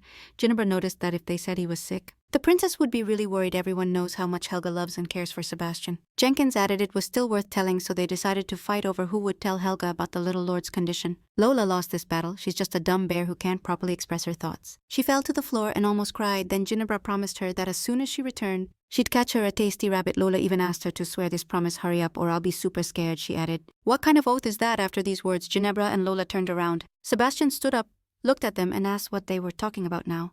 Helga was planning to hold a parent-teacher meeting, but she was pretty lucky. The fencing academy is doing well, and even the mercenaries are showing interest. Now she could sell elixirs at the Chamber of Commerce. Everything had been going smoothly lately, and she liked it.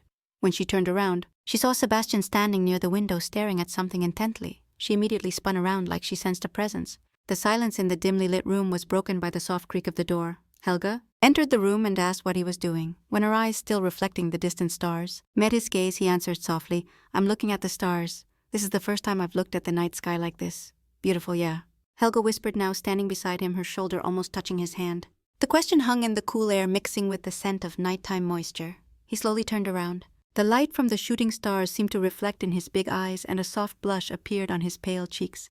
It's interesting to watch the stars because they change position every day. So even without a calendar, you can tell what day it is. When you live on the streets, you have nothing, but if you look at the night sky, you feel like you have everything, even if it's just an illusion. Then they noticed a shooting star, and Helga clasped her hands in front of her and closed her eyes tightly. They say if you make a wish on a shooting star, it comes true. "That's right," Sebastian said, looking out the window with a sad face. Then Helga turned around and said she could make his wishes come true herself. "Absolutely everything?" he asked, looking at her hopefully.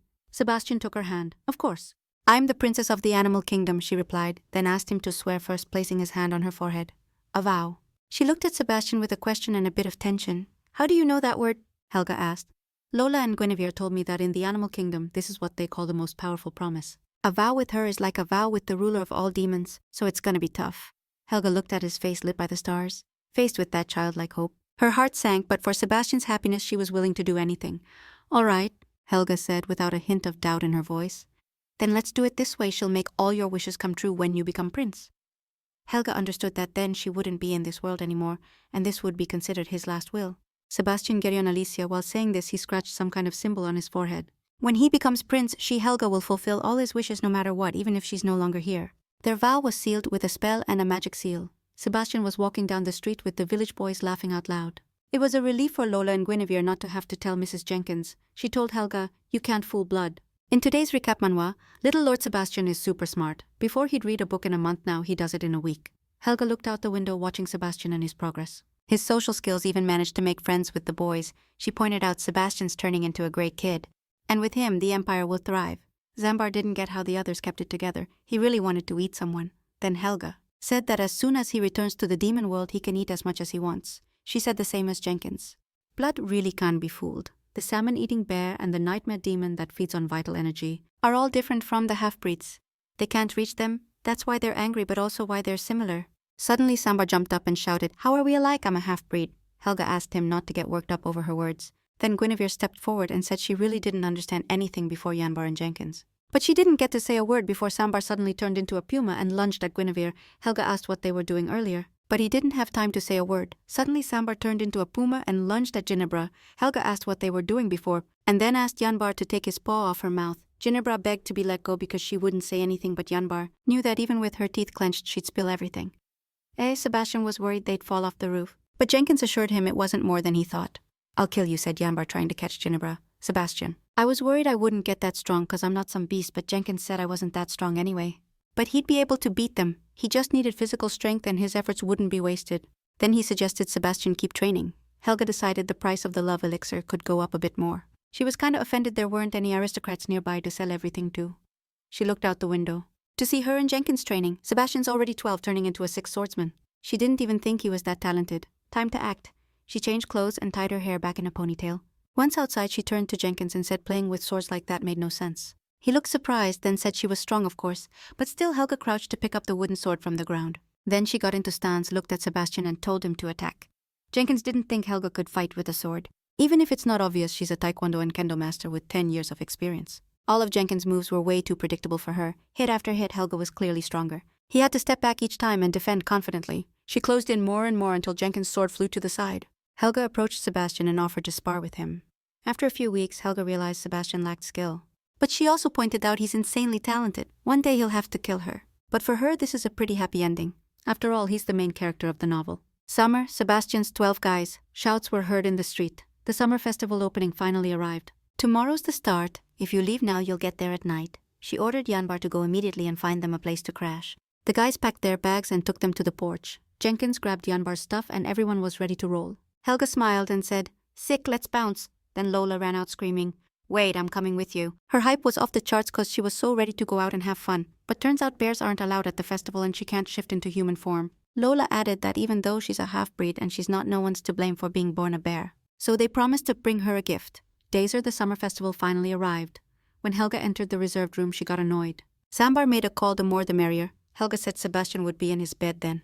But Ginevra offered to let him sleep with her. She grabbed Sebastian roughly and gave her a threatening look. She asked the young master if he'd ever been to the summer festival. He said no, but he'd heard the song once. Ginevra said, "Before summer ends, tie a red thread." Jenkins added he wanted to see it bloom in spring. This song was often sung during wartime. Sebastian was more curious about the red thread.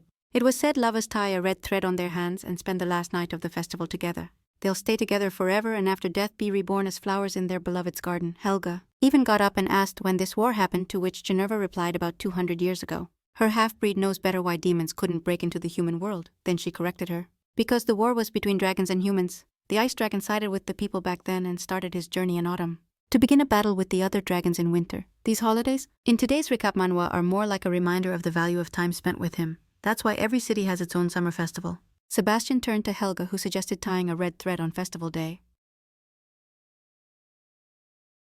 When Helga heard his proposal, she was left a bit speechless. Ginebra shouted, "In today's recap manhwa, I didn't mean it like that with the word sleep. You're so innocent, Mr. Sebastian." He even blushed after his speech. He felt awkward in that moment. Helga asked him to shut up before cutting out his tongue.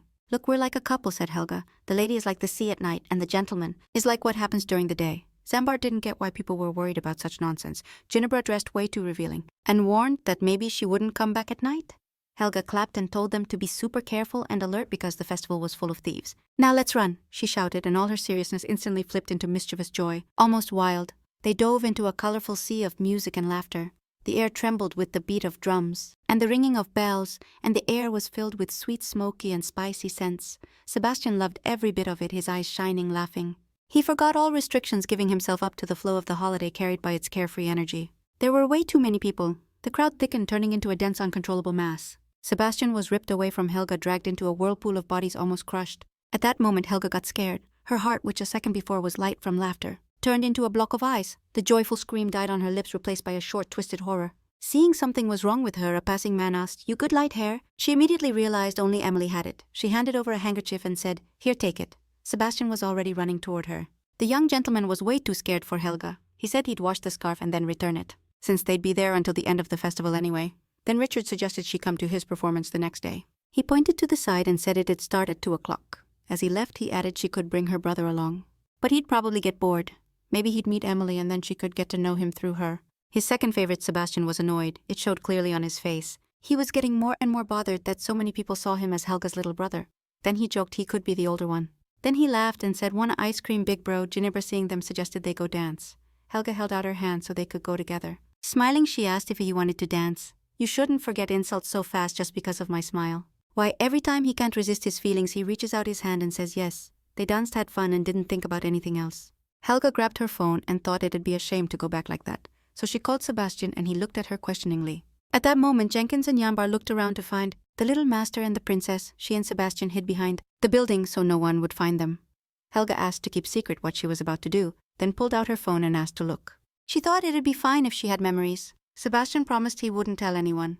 The guys complimented them. "Black suits you really well." While walking to the concert, Helga joked and asked if today he'd be big bro again. In Jinbra, a love relay race was held. The winner of first place got a ticket to the hot springs. She winked and asked, "You want to go to the hot springs too?" No, of course he really wanted to because he'd never been there, but Helga pushed him aside because this was an adult game, so she left him to have fun without them. Then Ginebra suggested Jenkins and Yanbar join her. Since human games weren't interesting at all, she started screaming and rolling on the floor, acting like she was 5 years old. Ginebra is their money source, so she gave them permission to do whatever they wanted. Helga realized it looked like the fun would last too long, so she suggested going to the show for now. After all, she was really interested to see what would happen there. Sebastian set the condition that the loser would fulfill the winner's wish. Helga hadn't been to places like that in a while, but in the argument both were wrong. Helga thought there would be unicycles and Sebastian assumed there would be juggling. The young knight asked if he liked pianists. "They look sick," she answered, and everyone's familiar with this piece, that same song. She invited Sebastian to sing together. "When spring comes, they'll turn into flowers. Hearing her voice will make it a dream. Meeting you at night," the thought immediately crossed his mind. "When summer ends, Sebastian will be 13, 2 more years, then only 3 will be left, and the novel's action will start. The day he meets his fate, she wants to believe she can smile to say goodbye." The concert ended, and Richard came over to ask if he enjoyed the concert. He really liked it, even though the song wasn't exactly cheerful. Helga handed him a clean handkerchief. Richard asked curiously where they were from, if they lived nearby. Then Helga answered, "Near Alino." "Oh yeah, near there is Cecilia County." "Maybe we can have some fun there," Richard asked. Sebastian replied threateningly, "There's no bear living in our house." He laughed and said, "Then come at me." Sebastian started getting cocky, and Helga decided to ask Richard his full name. "I don't think your brother will like it," she said, then introduced herself. "My full name is Richard Cruelia." Helga's eyes popped in shock because he was Emily's cousin, a dangerous dude. Unrequited lover of Lillian, the novel's main character, but for now he's still too young. She smiled sweetly and also introduced Sebastian about the scarf. She just said one thing: they could show it off as a guard. When saying goodbye, she added she hoped to see him again. Sebastian asked if she'd really visit. She actually wanted to meet her second favorite, Emily. She also added that the young master would always be the most important person to her. Helga asked him not to take her words seriously. Apparently from her cute face she thought they were siblings. This duke was Cruelia. Most likely they'd meet again. Well, Sebastian said he's already 12 and not a kid anymore and soon will be 13. After that he turned and walked away, and Helga, covering her face, slightly apologized after him. With a red, angry face, he went looking for Jenkins. They were greeted by Ginebra. They placed third in the game and got juice as a gift for this place. Ginebra immediately noticed the little knight was way too sad, so Helga explained everything. He felt offended because she called him cute. Soon there'd be fireworks. That's why she asked me to stop being offended by her. She also said after that they'd launch paper lanterns, and if you write your wish on them, it'll definitely come true, so she suggested trying it. Helga knows the little knight takes any chance to make a wish. She immediately realized she wanted to call him cute again. Sebastian is scary when he's mad. Jenkins seemed grumpy, so Helga asked what's up. Ginebra said they pushed him and kissed. Apparently she went too far with the joke at that moment. Helga even staggered because what kind of joke was that, she thought. Then Ginebra asked, totally confused. "You don't know, ma'am, because even the little knight already got it all." Sebastian covered his face with his hand, but Helga still didn't get what they were talking about. "It's a shame it all ended so fast," said Ginevra. At that moment Helga showed a beautiful lantern. "If you write your wish on a lantern and launch it into the sky, it'll surely come true." She asked everyone to say what they wanted and she'd write it down actually. She wrote totally different stuff to keep the novel's plot going. Helga turned to Sebastian and asked if he had a wish, but he wanted to write it himself. He took the lantern and left so no one could read what he wanted. "No wish will come true that easily," said Janbar, but Jenkins on the other hand said he'd write his own wish too. Sebastian was writing something diligently and crossing stuff out periodically. It was time to light the fire. But they had nothing handy, so Helga suggested using her magic. Then all the flames went toward Jenkins. He shouted cautiously, "The dude's on fire," someone yelled. Jenkins asked if the lady was training, so she told him to go find matches. Thanks to Ginebra's hallucinations, there were no witnesses and the flashlights were tossed up into the sky. Everyone stood up and watched them drift into the sky, unable to stop admiring their beauty. "Looks like Sebastian's gonna remember this day for a long time. He'd never want to forget it." Helga smiled and said, "I hope our wishes come true." A few days later, Jenkins was there trying to explain something to Helga and wasn't sure how to break it down. But the princess herself realized she actually had little control over her magic in the demon world. It wasn't really necessary. Apparently she'd been tricked somewhere if Jenkins runs at 4 kilometers per h. And Helga started her journey 30 minutes later at 3 kilometers per h. The math. Helga didn't get any of it. Then Jenkins added that the magic attack lasts 1 or 2 seconds time, during which you gotta calculate all the formulas and properly direct the magic power. If your opponent manages to strike during this time, then Helga now gets why all mages are so damn smart at that moment. Sebastian was near the door eavesdropping on all the convos going down between them. What worried him most was that she'd immediately accept the invite, but she's not planning to go just yet. There's already enough drama. Sebastian thought it's easy for him to be chill cause he's just a kid now. But he can't just rely on that, and becoming emperor is still way out of reach. "Sir, looking for something?" Ginevra asked, but he just wanted some tea. She brought him a hot cup. "Looks like the lady's not into romance at all." "Maybe she's already promised?" Sebastian asked with a bit of excitement. On the flip side, Ginevra likes that the young master's so active. He asked her not to laugh, cause he was genuinely interested. At the time he was too cute. "But your problem ain't that," lady said. "The thing is, he started living with her way too soon. Of course she'd just see him as a little bro, but it's not hopeless." Ginevra said, "You just gotta show her another side of you. One, she can't resist." Ginebra's got mad experience in love stuff as soon as she started talking about the body. Sebastian immediately said he couldn't keep going. She happily told him Jenkins had brought a lot to Jimbar. But at that moment, Sebastian just covered his ears. Guess he shouldn't have asked yet, it was too soon. A few months later, winter arrived. Helga desperately needed a break. Sebastian turned 13 last month. Even when you're studying with your fave character, it's hard to enjoy the time. Helga asked Jenkins if there was a sea nearby. He replied it'd take at least a week to get there. She happily dashed out of the room, rolled on the floor, and asked everyone who wanted to go to the sea. Everyone was having lunch and just stared at her silently. At that moment, Jenkins even sighed, couldn't believe they'd actually take a break from the academy for at least a month. Lola asked if she could come along and Helga told her bears weren't allowed. Tears welled up in her eyes and she started screaming like a kid, asking, "Why can't I go?" She'd love to have fun with them too, but could a bear even travel in a carriage for a week? Jenkins added it'd be awesome if they all went together and not necessarily to the sea. Then Sebastian invited Helga. He looked at her with sweet, innocent eyes and asked if they could bring Lola too. Helga clasped her hands in front of her, took a deep breath and said of course there was no way she could say no to Sebastian's request. She suggested going to the mountains, but all she could think was, "We're gonna freeze our asses off at that campsite." Helga, noticing the little knight was shivering, she came over and asked if he was really cold. She turned her head to the lava and asked if taking off your skin would take long to heal. "Mom, how could you?" she asked the princess. Sebastian was freezing, and honestly it was only cause of her they went to that camp, but she didn't say a word. Then the little knight came up to Helga and asked her to hug him tight so he could warm up. At that moment she blushed and thought he was gonna drive her crazy, cause how could she resist him? The warmth of her body wrapped his cold fatigue like a soft blanket, and his breathing was steady and calm. Seeing the whole situation, Sambar immediately had a question that he boldly asked, "So you're leaving then, Selga?" She turned to him and asked him to go to the estate and bring Sebastian some warm clothes. He looked at her like he wanted to ask why he had to go when there were plenty of other people with them. "What do you want me to leave?" Helga asked threateningly, her gaze darkening instantly. At that very second, Sambar transformed into a puma and quickly headed toward the estate. When he came back with Sebastian, in today's recap Manhwa, Helga said that soon Sambar would bring warm clothes and that they needed to be patient. It's cool if he doesn't come back. He thought to himself it wasn't just affection or warm feelings toward a family member. He never thought he'd love Helga this much. Helga touched his face with her palms and asked again very coldly. Sebastian pressed closer to her. He didn't want to be just a little brother to her, someone who needed protection. He really liked hugging Helga or holding her hand. He'd give anything to live like this forever. Ginevra started asking Jenkins about his relationship with Jim Bard, but was more interested in when they'd make up. Jenkins pretended not to get it, so Ginevra reminded him of the kiss at the festival that was supposed to change everything, but even they doubted it. "What you gonna do? Demons have all the time in the world, you won't even notice when a year passes," Ginevra added. "These two will fall in love faster," and she nodded toward Sebastian and Helga. Jenkins looked at them the way they looked at each other, without hiding their true feelings. Helga talked about how temperamental he was, but he just liked being with her in his arms. Jenkins said the lady treats him like that just so she can later invade the human world. Ginebra couldn't believe what she was hearing, but hey, she looked at him. Does she really think the lady truly cares about the young master? She's the strongest in the demon world, so it makes no sense for her to get involved with a human. The lady looked more like them than Jenkins. Asked if she was sure her lady was sincere with Sebastian. Those of us living in the human world can't even tell real feelings from fake ones, he said with a smile. Their eyes met, a spark flashed between them.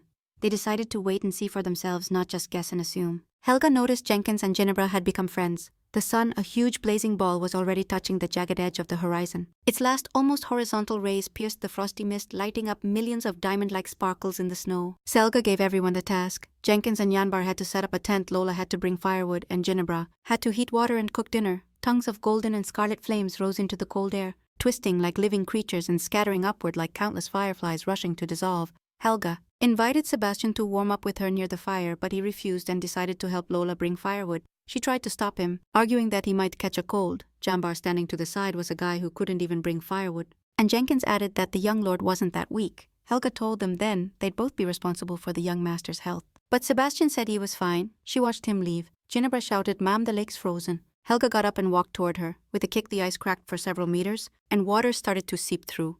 "You're the best," Ginebra told her, "and also the strongest." Helga was surprised, thinking she didn't like this. With a stone face like she'd turned into a zombie, she told Ginebra she'd go check on Sebastian. "You're overreacting," Jenkins said with some alarm. Helga's voice cracked into a whisper, and her eyes, wide and dark with anxiety, literally pierced the forest. Sebastian moved deeper, his steps more careful, looking for Lola because she should be nearby. The last rays of sun breaking through the arch of branches drew strange, shaky patterns on the snow. In the past, Sebastian often wandered the mountains looking for a safe house. But now everything's different. He has a warm home and food, and most importantly, it's his family that loves him with all their heart. "I'm a wonderful person who smiles so genuinely that you could literally melt in that smile." Sebastian dreamed of stopping time because when he got back to the Emperor's castle, he wasn't sure if Helga would stay with him. He's scared that after he leaves she might fall for someone else, but he often remembers what she said. She promised to help him because thanks to his mistakes his future could change, though one way or another she's already had an impact on his life. Sebastian seriously thought he'd die without the sacred powers. He's dead set on fixing this ASAP.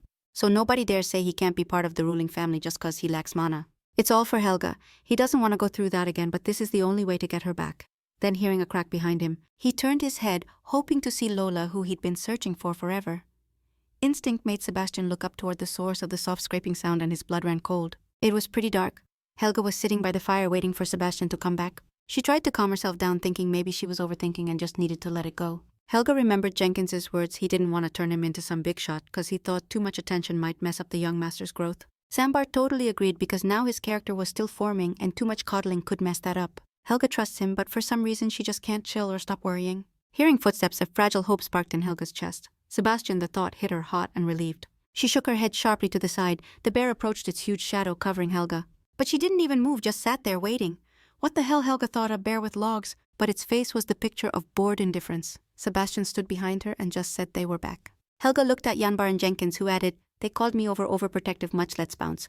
Right then Ginebra was cooking by the lake. The dead bear's skin hung by the fire, the meat already crusted reddish. The guys offered Lola some food, but how could she eat her own kind? Then Helga said she wasn't from that family. After that, her eyes even glowed a bit. In the demon world, everyone eats each other. Helga happily collapsed to the ground. Her happiness knew no bounds. Ginebra cooks better than anyone. She was so full she couldn't even move. The crystal-clear dome of the sky, freed from daytime haze, shone with an icy blue and countless stars. Insanely bright. Each point of light looked like a tiny diamond frozen in the eternal airless cold of infinity. Helga said if they'd already eaten, they should put out the fire. Now was the time to watch the sky, because the stars were super clear over the mountains. She added that tonight should be remembered forever. You won't see anything like this in the animal kingdom. Lying on the ground, she drowned in a bottomless silence well, where the only sound was her own heartbeat. The infinite beauty of the night, needing no gaze, wrapped her in warm gratitude. And the world seemed perfect. Her silence broke when Ginebra and Lola asked when they'd go home. Then, Helga remembered Sebastian would soon turn 14 and would be heading to the palace soon. She turned her head and her gaze landed on Sebastian, who was already watching her from the dark. Not a word was said, but in that silent eye contact, his look full of a quiet, almost physical warmth wrapped her. But she quickly dropped her lashes, hiding the melancholy, the icy stone tightening her throat, thinking the countdown of their time together had already started. She was just glad they got to know him in this life. Months passed and summer arrived. Jenkins asked if they'd go to the summer festival this year. This time Duke Richard had invested a lot in Daisy, and word was the festival would be even better. Jenkins asked if they were hitting up the summer festival this year. This time Duke Richard dropped mad cash on Daisy, and word is the festival's gonna be even crazier, Helga. She felt kinda comforted thinking Sebastian and Richard might cross paths again.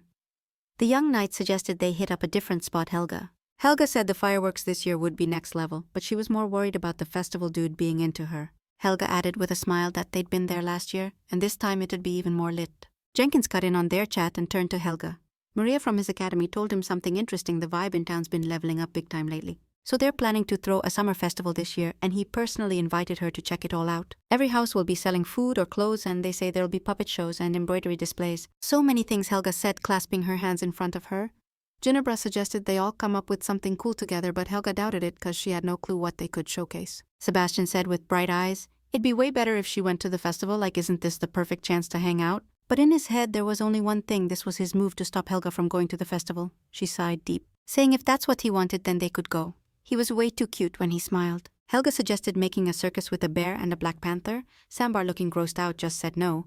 The second option was Ginebra cooking something interesting. But she had a better idea. Helga looked at her curious and asked what it was. At that moment Ginebra was carrying something. She clapped and pressed it against her face, then said with a grin, "Selga's performance?" Helga even shivered. She didn't get what was happening to her. She'd totally forgotten you can't drop bad words in front of an audience. Maria smiled, thinking this idea was straight fire, 'cause no one had done it before. Helga just covered her face with her hands and also suggested acting out one of Sebastian's fairy tales, and Ginebra backed that up. She sat down and smiled. Sebastian noticed something was off with Helga, so Ginebra leaned in a bit toward the little knight and whispered that this was a huge chance. Sebastian blushed and spun around sharply with fear in his eyes. "I'll be the prince and Miss Helga will be the princess." Sebastian lowered his head, looking kinda annoyed, but still managed to say, "Yeah, let's do it." Helga thought she must have misheard, so she stared at Sebastian surprised and asked if he wanted to play the prince. He said he'd like to try. Helga looked at him with huge eyes 'cause she remembered. Sebastian once said he hated being the center of attention. He tugged on her dress and asked, "Helga, don't you wanna?" She was sure it'd be fun, but at the same time, it'd get everyone involved in this event. They decided to base the play on Sleeping Beauty, where Helga would play the lead, the princess. Helga was annoyed 'cause Jenkins totally flopped. Sebastian was supposed to be the prince who, according to the plot, saves the kids from their fencing school. They'd also show up as the witch's servants. Ginebra was reading the script and realized the rescue scene was coming up. She cheated and took on the narrator role. Helga lay back in her seat and closed her eyes. Finally, she could just chill. This performance was her only break. And so the prince, after beating the witch's servants, found the princess up high in the castle saying, "I've come to save you." He moved closer to where Helga lay. Just look at her red face. Only the right people should be in the play, Helga thought to herself. In the future, Sebastian would make more than one girl cry. At that moment, she caught her breath 'cause she remembered what was supposed to happen in that scene. Sebastian got closer, placed his hand over hers, and hovered there for a moment, then leaned in and stretched his hand straight toward her lips to kiss them, but then Helga's cold hand pushed Sebastian aside. She immediately stood up and said that was enough for rehearsal. Sebastian was pissed they didn't finish. Then he grabbed Helga's hand and pulled her a bit closer, saying, "Princess." Placing his hand over his heart, he continued, "You're gonna marry me." There was serious conviction in his voice. Helga was literally shook. Her eyes froze in silent confusion, and her mouth dropped open like she suddenly forgot how to breathe, and all the words vanished at once. Helga pulled her hand away and said it was better not to say that line now. Sebastian even broke a sweat, then asked why the princess was seeing for the first time how she could marry him. It just wasn't realistic. "Yeah," Helga answered. Sebastian noticed she hadn't been so harsh before, and he got it too. That she wouldn't have a choice during the performance, and smiled slightly. Only 3 days left until the festival. All the kids at school were practicing fencing. The show was coming up and Sebastian still hadn't had a chance to practice properly. He didn't think playing with Helga would be harder than training Jenkins. He noticed something was off with Sebastian. He looked confused and a little irritated. This training wasn't easy for him. He looked tired. Jenkins turned to Yambar. "He'll fall, so I'll play the prince. So Emo, you should practice Jamba," he said, noting the knight wasn't as weak as he thought. Then Jenkins, worried, added that the others were fighting for turns and it was super hot. In today's recap Manhwa, Sebastian sat to the side and listened to their conversation. The arguments didn't stop. Everyone tried to defend their point. 2 days left until the festival. Jenkins approached Sebastian and asked how he was feeling, if he was sick. The young knight looked at him and asked, "What do you think?" Jenkins suggested making a decoction of sucrina, a medicinal herb that restores strength and speeds up blood circulation. When used in small amounts, though, you gotta be careful because in big doses it can heat up your body. Sebastian agreed because he understood there were only 2 days left and he couldn't afford to get sick. In his past life, he'd also been sick at that moment, so he needed to be sure. The day of the festival arrived. Helga stepped out of her room in a fancy dress. Jenkins noticed she seemed to flutter around. "She looks like a princess," he added, and Helga absolutely loved his reaction. Noticing Sebastian coming up from behind, she got curious about his opinion and asked, "Do I look like a princess?" All words faded at once, only his lips trembled silently. His eyes filled with a quiet delight mixed with stunned amazement at the perfection in front of him. Helga touched his face and looked at him worried because Sebastian was burning up. He quickly pulled back and said it wasn't true that she just had cold hands. Of course Helga didn't buy it. You can't fool her that easily. She got closer and wrapped her arms around his neck saying it's hot. She didn't want to get close to him, so now that she did it felt way too weird. Sebastian was all sweaty and looked sick. Jenkins asked how the performance had gone. Helga replied that the young knight wouldn't be participating. Sebastian tried to persuade her, but it wasn't possible because he had a high fever. Then I'll be the princess, he said sharply. You just gotta lie down and no physical activity. Helga realized he could barely stand, and when he started to fall, she caught him. She asked Jimbar to lay him down in the room. Jenkins even thought the young knight might collapse. The knight pushed himself so hard and Jimbar didn't even let him rest. Jenkins prepared breakfast with medicinal herbs that morning for exactly this reason. Jenkins tilted his head and asked with what, and with Sukrina, Ginevra replied. He was horrified, wondering why she hadn't told him. After all, big doses aren't harmless. He looked at her suspiciously. Jenkins put his hand on her face and said he'd also been given Sukrina. Lola lay on Sebastian because the lady told her to warm the master. Noticing the young knight had woken up, she decided to get a towel. Sebastian was soaked, then seemed to wake up, because he remembered today was his performance. His biggest fear was someone else kissing Helga. What confused him most was why he was thinking about it. He understood this was just a show, and there was no need to be so greedy, though he really wanted to show Helga his feelings. Opening his eyes, he saw Helga sitting right next to his bed. He was supposed to perform at the festival today. Helga took his hand and asked how he felt. She spoke directly to him. His face seemed to light up at that moment. He couldn't believe she'd skip the performance and stay by his side. A slight blush flooded his cheeks as he stammered. She was mumbling and struggling to find the words to say, I like you a lot. She froze, her eyes went glassy, and her lips parted slightly in a silent question, that shy honesty hanging in the air like an unexpected weight. She left the room and leaned her back against the cold door, taking a deep breath.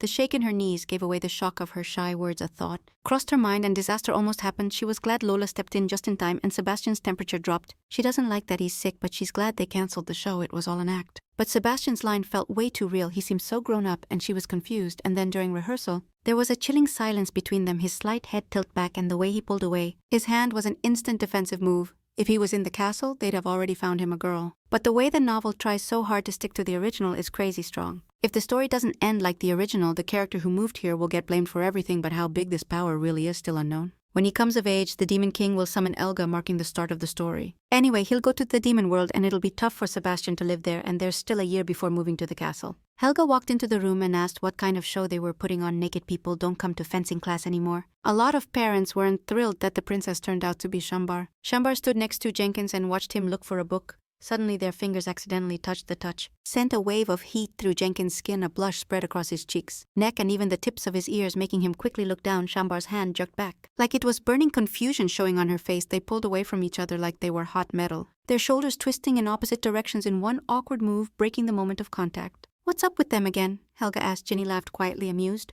because she didn't realize what was going on between them. Sego clasped her hands in front of her. Can't trust these guys, she thought. At that moment, Lola ran into the room, happy she finally finished cleaning. She was the best because she didn't cause trouble for anyone. Lola ran and hugged the princess, saying, "You love me more than anyone." Then with bright eyes, she asked, "Am I even better than the master?" She replied, "No, not even close. 100 of your kind aren't worth a Sebastian." Then Lola said, "That means if he leaves, I'll be the best." Helga grabbed her. If she touched Sebastian, she'd get rid of all the bears, so she better be a good girl. Then her gaze fell on her neck, and she noticed something familiar.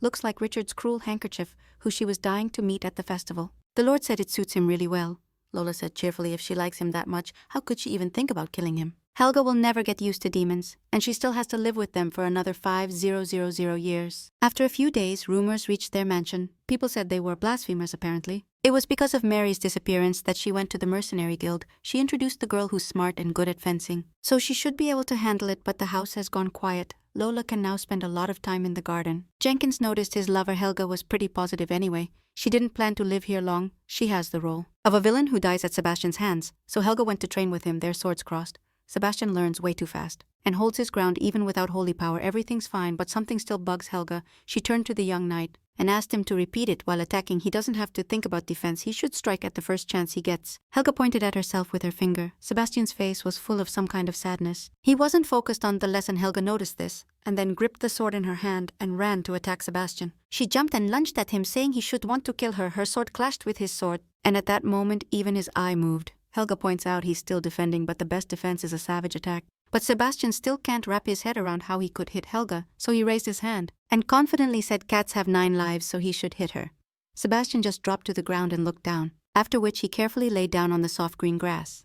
"Today's sunset is fire," he said, looking at Helga with mad tenderness. She just smiled and told him to stop changing the subject, but she had no choice, so she walked and landed next to Sebastian. And they moved in silent harmony, dissolving into the quiet and warm colors, feeling a rare peace and unity with the world and each other. Watching the setting sun, everyone felt a slight sadness for how fleeting the moment was, mixed with gratitude for that calm beauty. And the slow sunset conversation with their souls, Helga wished time would slow down more, moving as slowly as the clouds. She turned sharply like she wanted to catch a fleeting feeling, a warm curiosity shining in her eyes. In her sudden move, you could read a silent need for that quiet conversation of looks. Her smile lit up with a soft glow like the last ray of sun brushing her lips, embarrassed but real. Like a wordless confession, Helga touched his head and stroked his hair. Sebastian froze. Caught by that sudden, beautiful warmth, he said calmly but clearly, like a drop in the silence of the sunset. Simple and heavy with honesty. Once they catch him, they can keep stacking memories with Sebastian. A wanted criminal, this has to be done before Sebastian gets sent to the castle. He couldn't use magic natural for all imperial family members because as an illegitimate son,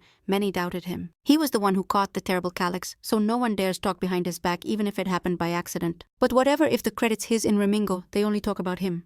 At that moment, Sebastian said nothing, and just clutched his amulet. Helga was reading the newspaper. All this was written in the book. Capturing Calyx brought him fame no one could ignore, though the novel makes it sound easy. In reality, it wasn't that simple. This is the last thing Helga has to do. Sebastian is 14 years old. It's spring, she suggested, going to Remingo. Sebastian raised an eyebrow, his sharp, focused gaze instantly on Helga, like he was trying to read the hidden meaning in her offer to go there. She explained she needed to do something before going to the castle. In that silent question, frozen in his eyes, mixed shadows of past memories, and the chill of sudden caution, Helga asked what he thought about the proposal. The goddesses of fate said one shouldn't make mistakes or change destiny. Most likely it's possible. He asked what would happen if he didn't become prince. I watched him closely, hoping he wasn't serious. Seems Sebastian still doesn't believe in his origins. She said clearly and distinctly that destiny can't be changed, but suddenly Sebastian shouted to himself, hoping to hear something different. Someone from the castle will come for him anyway, and Helga will do everything she can to make it happen. She understands that after all, his fate is on the line. If things don't end like the original, he'll have to live forever in the demon world. He stood still like he was nailed to the ground, all his muscles tense to the point of shaking. Helga smiled. She could only enjoy the last good mornings. They arrived at the city of Remingo and found one ATM completely different from Dizer. Jenkins heard there'd even be a spring flower festival here. Girls get red flowers, guys get white flowers, and a stranger handed Sebastian a flower. He accepted it. And Ginebra said many girls would suffer for the master in the future. Helga walked quickly, because she knew why they came to that place. Ginebra ran to her and whispered in her ear she wanted to propose a bet about which of the two would get more flowers, but Sebastian, hearing this, stepped up to Helga and Ginebra and said no. The thought pierced his temples like a sharp needle as it grew bigger and got stuck in his throat like a knot. He thought about telling her when the time came, but she was right. They didn't come here to have fun. She handed over a photo of a wanted man and said, "If you see him, report him immediately." She also added that there's no need to walk together unnecessarily, and asked to split up because this isn't a joke. The sooner they find him, the more time there'll be. "All right, let's roll," he asked Sebastian, who froze right there in the middle of the sidewalk. All the city noise vanished into thin air, leaving only a buzzing in his temples and a silent question burned onto his pale face. Sebastian lowered his head, like trying to gather the words scattered in his throat. Suddenly, Sebastian grabbed her hand tight and pulled. "Let's go there," he said. Helga looked around. They didn't come here to have fun, Sebastian thought. He led her to a spot and told her that's where he was born. He didn't look back, just kept walking with confidence, telling her what he wanted to show her. Sebastian sped up so much that Helga was basically sprinting after him. Remingo Square, the biggest square where meetings usually happen. All the local shops are super old, he pointed out, and said that spot has the best belts in town. That bakery has killer baguettes, or so they say. He also showed her the place where they serve the best milk tea. Helga was surprised he still remembered everything, every little detail. Helga clasped her hands in front of her and realized he was just sharing what others thought. Then he reached out and placed her hand on his cheek. In today's recap manhwa, he offered her a baguette and milk tea. Helga stood up and asked him to wait by the fountain while she bought everything and brought it back. When she left, Sebastian got lost in memories of the past. It had been 10 years. I remembered my dad, who didn't see himself as one at all.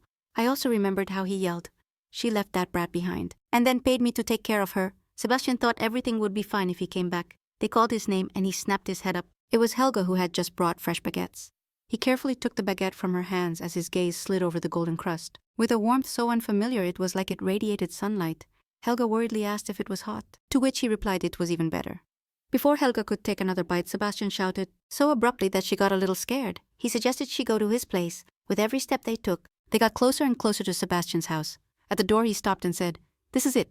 "You sure seems like someone lives there," Helga said. Sebastian looked up and said, "Apparently the uncle still lives here." Sebastian's uncle, Helga thought. When he was 8, he looked no older than 6, and this guy also sold Sebastian to a mage.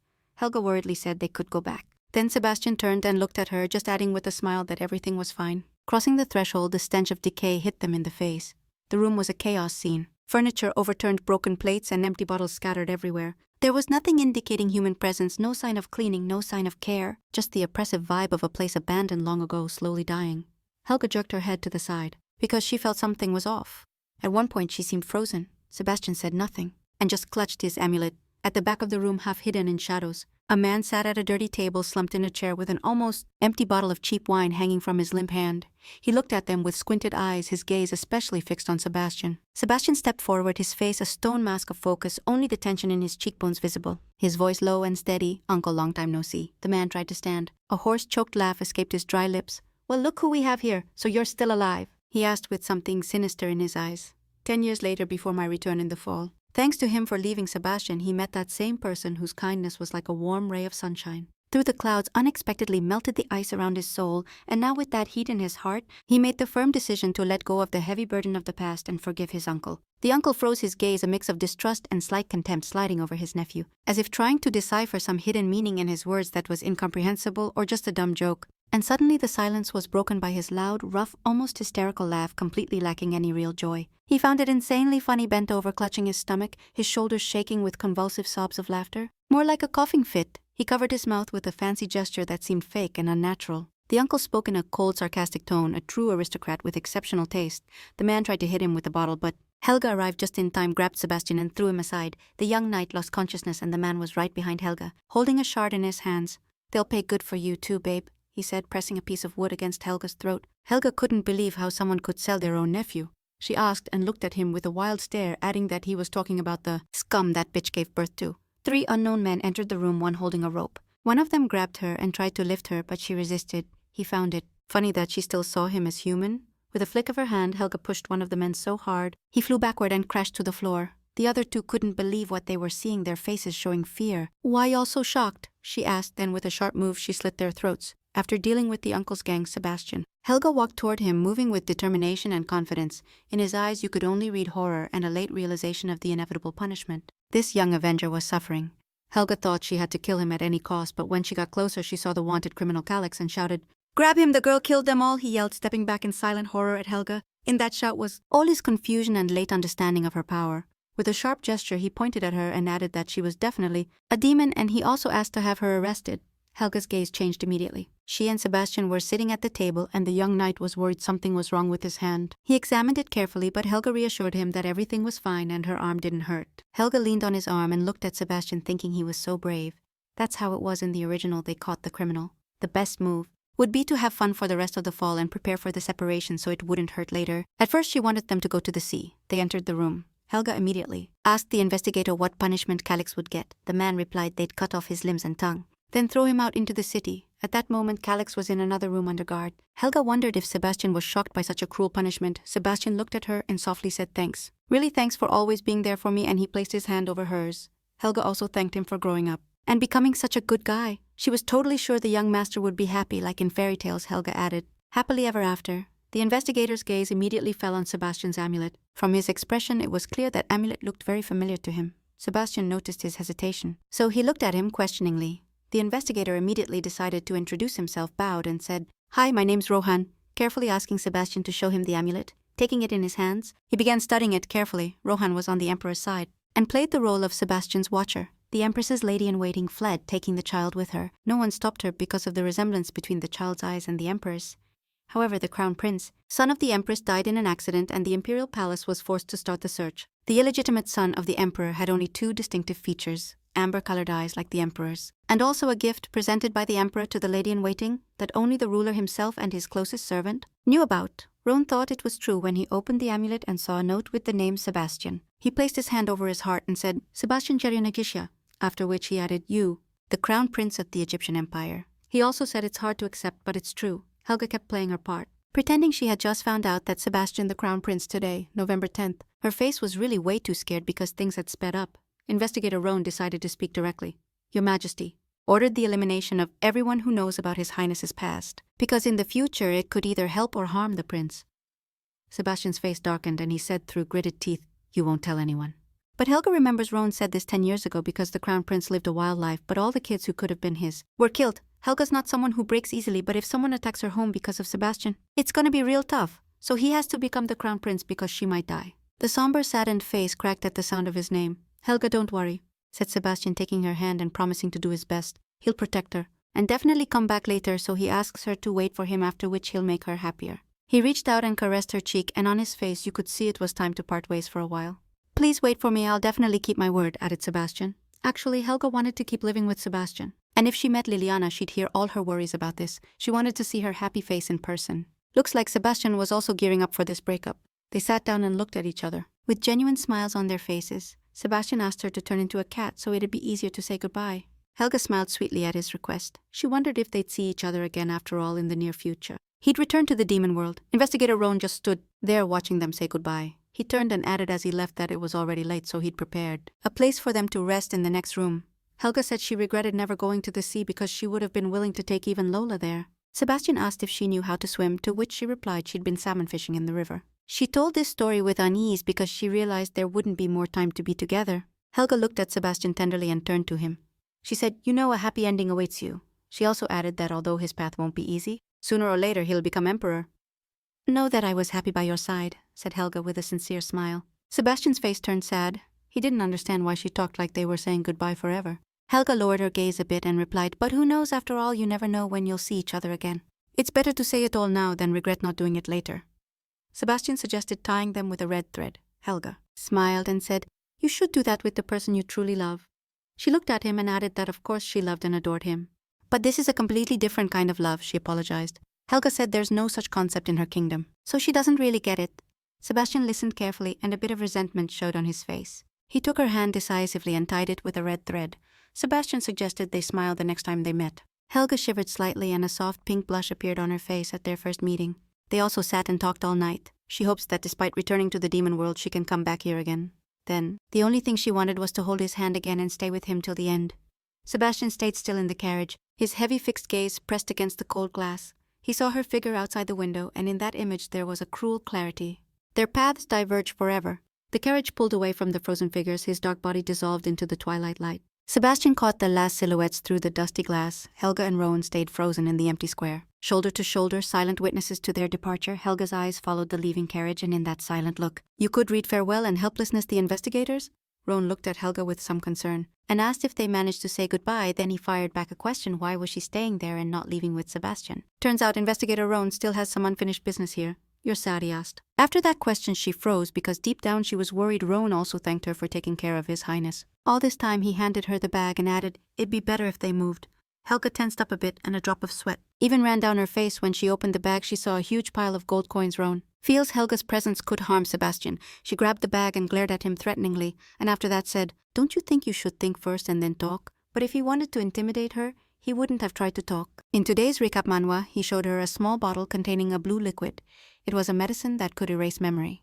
Rowan handed it over and said it'd help blur the memories. "Take a sip and don't get involved in the prince's life anymore," he added. "This has to be done anyway. And the sooner the better, because if they're really united by fate, they'll definitely meet again." When Helga got home, she was collecting books with words, "What a bold dude. After all, she's sure this investigator knows nothing about fate." "I wish I could enter the human world and meet Sebastian. I wish someone could summon the Demon King," said suddenly a man dressed in black. Jumped in front of her, looked at her closely, and then pulled out a dagger. Immediately the magic started leaving Helga's body. She glared angrily at her opponent at that moment. Jenkins burst into the room saying, "Ma'am, what happened?" he asked, and then saw a man's body lying on the floor. "Guy," said Helga with a trembling voice, unable to believe what she saw when she left the room. She was already awake. There was a mountain of corpses lying around. Zambar was holding one by the head. There was blood everywhere. He asked if they should leave them alive or kill them because she said that's called self-defense. Helga put her hand on her head and answered, "All right, leave one for interrogation." Her gaze suddenly dropped on the man lying a meter from her. She lifted her head and looked at him closely, after which she asked, "Who sent you?" But instead of answering, he just said, "Which?" Then Helga asked Ginebra to create an illusion she was just standing behind Lola hidden, and then she stepped out confidently and answered, "It's in moments like these you need a nightmare demon." Ginebra approached the man, lured him in and kissed him. Helga put her hands in front of her and with a serious face repeated the question, "Who sent you?" "He answered, from the castle, you know, or maybe it's all a matter of the angels from heaven," asked Ginebra. Helga asked the boy to name everyone who was with him today, then looked at her and started listing names. Hans, Peter, Hannah, all these were minor characters who were supposed to be Sebastian's pawns. He just sped things up 6 months, but already killed side characters a month past Ginebra, Lola, and Zambar. We're worried if everything would be fine with their lover. Lola even commented that he doesn't even eat anything even though this is his favorite dish, meat stew. Seemed like it was all the young master's fault, said Lola, but Zambar added that without him it was even easier to breathe. Jenkins decided to join them. Came down and asked what they were doing there. Samba answered, hey, which one of us is half human? Where's your humanity? He barely held back tears. You forgot the lady's plan. She didn't want to take over the human world after the master grew up, said Jenkins anyway. He won the argument, with Ginevra said the lady would leave the night with her, but Ginevra stood firm in her opinion. Saying that wasn't the end of their story, then she flew to the room shouting ma'am when everyone entered. Their faces turned slightly surprised and sad. Helga was sitting on the floor surrounded by scattered papers and books. She was clearly studying something. At first she didn't even notice someone had entered the room. Sebastian reached his destination. Some preparations were underway. Rohan opened the door, saying that as long as there was a chance of an attack from outside, he would live in this room. Sebastian realized that absolutely nothing had changed. He clearly knew he needed to take his place as fast as possible to be able to get back to Helga. Sebastian abruptly turned to Kron and asked him to bring everything he needed to know about Helga. He didn't want Sebastian's departure to be her last day. She spent the last month reading novels trying to figure out what changed when she showed up. She read books about the history of this world and geography, and also came to the conclusion that her presence changed the whole course of the novel. Venus carefully approached her and spoke. She was way too curious to know where the young master was now. Helga lost her appetite right then. She put the spoon back down and turned her head to the side. Tears rolled down her eyes and said it was way too spicy, so Ginevra suggested she cook the food again. Helga wiped the tears off her face and said it wasn't necessary. She understood that anyway. It would have happened sooner or later. Helga believes time heals. She also asked Ginevra to call everyone else. It's time to move. It had been several long months since their last meeting, and a lot could have changed during that time. Richard couldn't hide his surprise finding the prince there. The place where he lived shocked him with its ugliness. The rough masonry, the bars on the narrow windows, the feeling of eternal gloom, all of it created an oppressive atmosphere that felt more like a gloomy prison than the worthy chambers of the heir to the throne. Rohan announced his arrival in a low but clear voice. In the heavy silence of the room, Richard was about to properly greet the young prince, but the words got stuck in his throat, and his feet seemed to grow roots into the stone floor, and he froze in place, stunned by what he saw. Sebastian stayed seated completely still with his hands clasped and an indifferent look. His cold, emotionless voice broke the silence. We already know each other, so let's not waste time on empty formalities. His face stayed stone cold, showing absolutely nothing, just the ice in his eyes. And the commanding tone was clearly an order. When he added sit down, it wasn't a request, but an order. Richard added that he hid well because he searched all the magic towers in the Illinois district. Sebastian only asked him to tell him where Helga was now. He didn't want to ask Richard for help, cruel as he was, but right now Rohan was watching him. So only Richard could help. He took the letter from the table and carefully pushed it forward. Sebastian said, pass this to the estate. A few days later, he returned to the prince's house and said it was empty. You expect me to believe that? Sebastian shouted. But it's true, Richard replied. He asked the villagers, and all without exception said no one lived there, but to Sebastian that sounded like complete nonsense. In the castle, everyone obeys the emperor, so the first thought that came to his mind was that they wanted to trick him. Rohan turned to the prince. Your Highness, you shouldn't focus so much on the past again. He guessed Sebastian's most frequent thoughts. He handed him the bottle he had already given to Helga, and added that if he drank it he would feel better immediately. Sebastian looked thoughtfully at the bottle, and a calm melancholy crossed his face. Rohan knew he had no choice then. He immediately reached out to Sebastian and grabbed him. He realized it was better to do it himself, so he opened his mouth and also said, I promise you'll feel better, and poured the bottle's contents into his mouth. 3 years passed. Rohan entered his room with a stack of papers and said he needed to review all those documents at that moment. Sebastian looked out the window. The bright blue light came through the glass and fell on his face in cold, shiny reflections. He looked completely immersed in the contemplation of that ghostly glow, separated from everything around him, but still replied, bring them here. At the same time, the capital of the neighboring country Hope, about 100 years ago, a huge battle went down here. Looks like there are still artifacts here. Want to check them out? Jenkins asked, and Lola turned into a little toy using magic. So it was a sand battle, Yambara told Jenkins as usual. They started arguing, and he said he wasn't talking to her at all. Ginevra walked out and spread her arms, saying she missed her lady so much, but Helga pushed her aside and told her to quit with that nonsense. After all, who suggested going for a walk, she said. You need anything from the market? Ginevra asked. To start, they needed to buy clothes and a couple of hammocks. Hope, Helga replied. Nearby, a woman shouted from behind a street vendor, inviting everyone to check out Hope's souvenirs. Helga immediately noticed the cute cactus, and the woman greeted her. It was the famous fire cactus. It's in every Hope household and blooms insanely, but that only happens super rarely. They say if the flower blooms, your wish will definitely come true. She spun around sharply, remembering it was Sebastian who promised to remember, but she also knew she had to pull herself together. She went back to the woman at the counter and said she'd buy the flower. Of course, the woman gave her instructions. You gotta water it every day, one day in the sun, the next in the shade. Only then will the flowers bloom. I took it in my hands and stared at it closely, then thought about it. She asked Jenkins what year it was, and he answered. 1162. The novel's action starts in 1163. It's time for her to head back to the demon world. She just said the time had come. And she handed the cactus to Jenkins and Lola. She was determined. You could see it in every move she made. The way her chin was stubbornly raised like a steel arrow already shot from a bow. Finally, it was time to head to the Empire. Sebastian said, as you know, it's possible to restore magic using the relic. He'd made big progress so far. He had to stay out of danger, but the prince felt it'd be better if he had Roan magic. He said he didn't believe it because knowing swordsmanship was enough, but he does nothing, even though right then, he was searching for sacred relics with all his might. In vain he tried to escape, only increasing the number of guards. Sebastian wants to see the estate with his own eyes. The forgetfulness potion helps people cope with losing a loved one or surviving a breakup. But it doesn't make you forget the person completely. It's like when you sometimes can't remember what you had for dinner yesterday. The potion blurs memories. But for him she became poison. Looking for something, Sebastian asked the guy in the library. Doesn't work at all, he replied. So it wasn't a beast kingdom like people moving from past to future. Looks like time control might be possible. The guy got that it sounded crazy, but if people from other worlds could visit, then controlling time could be real. Sebastian firmly said they had to keep searching. The guy said he'd look himself and that Sebastian should get some rest. Every time he tried to remember something, his head started hurting, so he was glad to run into Leo at the castle. Childhood memories felt like a dream, but none of the villagers remembered Helga and started thinking she was just an illusion. Sebastian stood still by the window, his silhouette sharply outlined against the sunlit landscape. The warm sun rays cast a golden glow over his body. His loyal sword rested at his side, leaning against the stone wall. The blade silently caught the daylight. His usually piercing eyes were now clouded by a deep, unspoken longing. Then slowly, as if weighed down by an unbearable thought, he dropped to his knees and whispered, trembling with both despair and unbreakable will. Helga said, "We'll definitely meet again."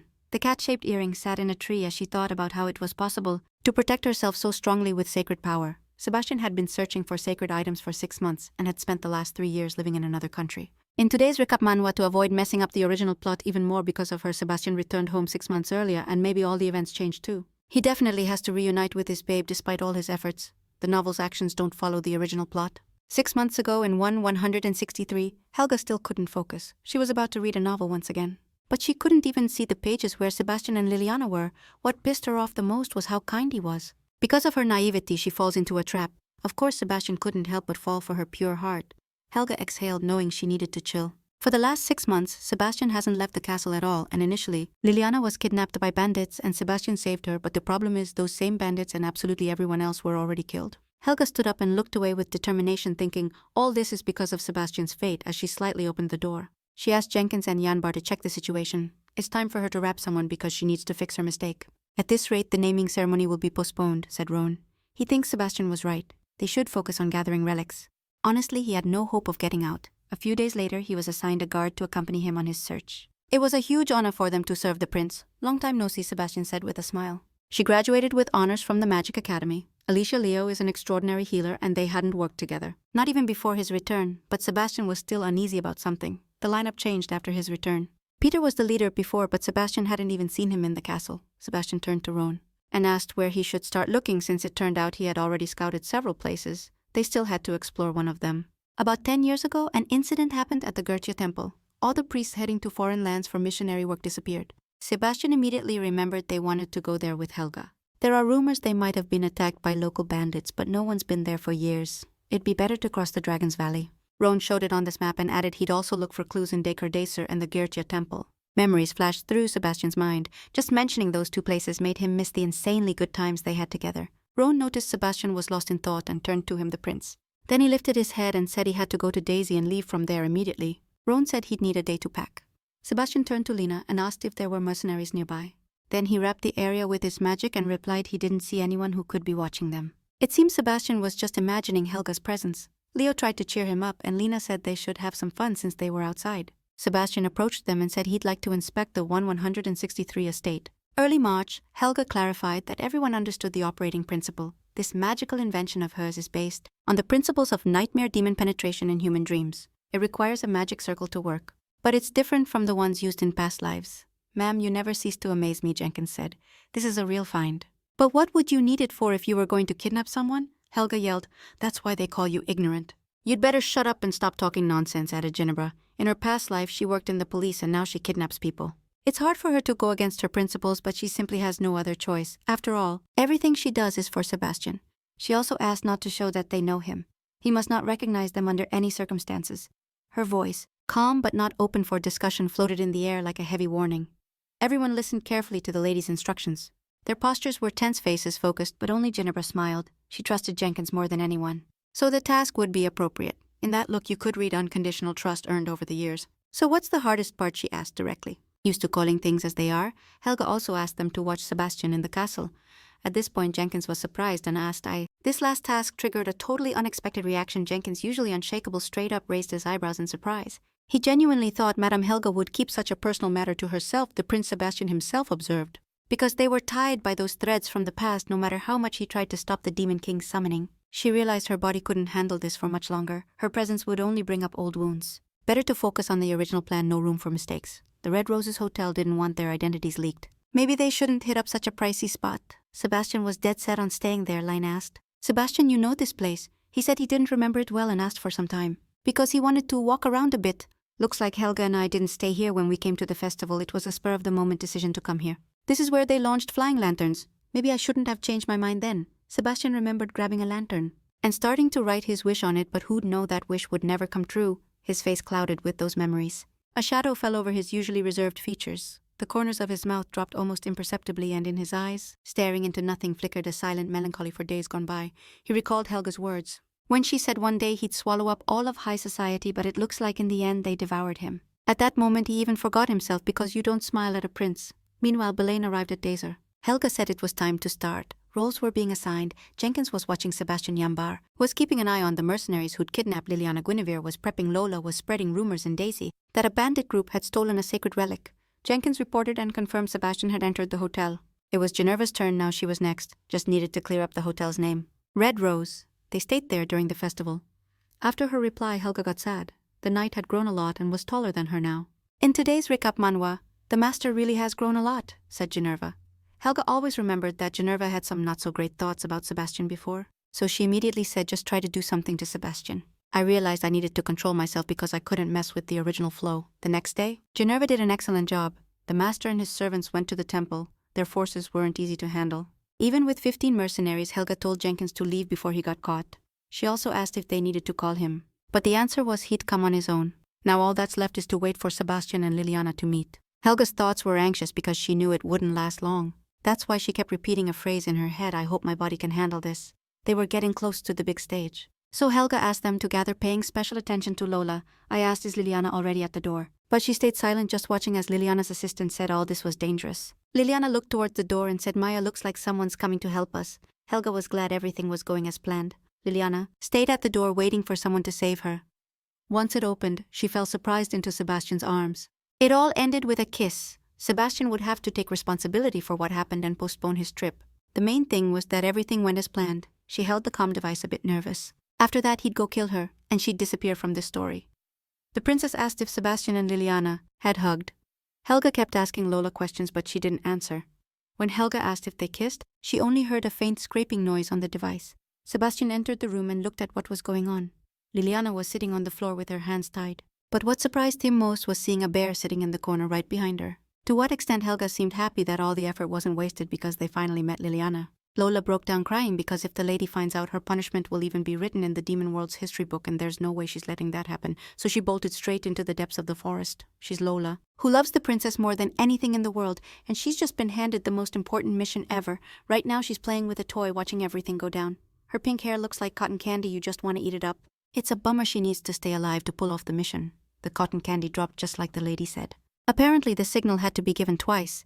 Sebastian kept his eyes locked on Lola, looking frozen. He couldn't believe it was really her. So he asked, Lola? But the bear didn't move a single bit because she was playing the most important role, being a toy. Sebastian seemed to have totally forgotten about Liliana, who was already tied up at his feet. She screamed, hysterically crying and begging for help.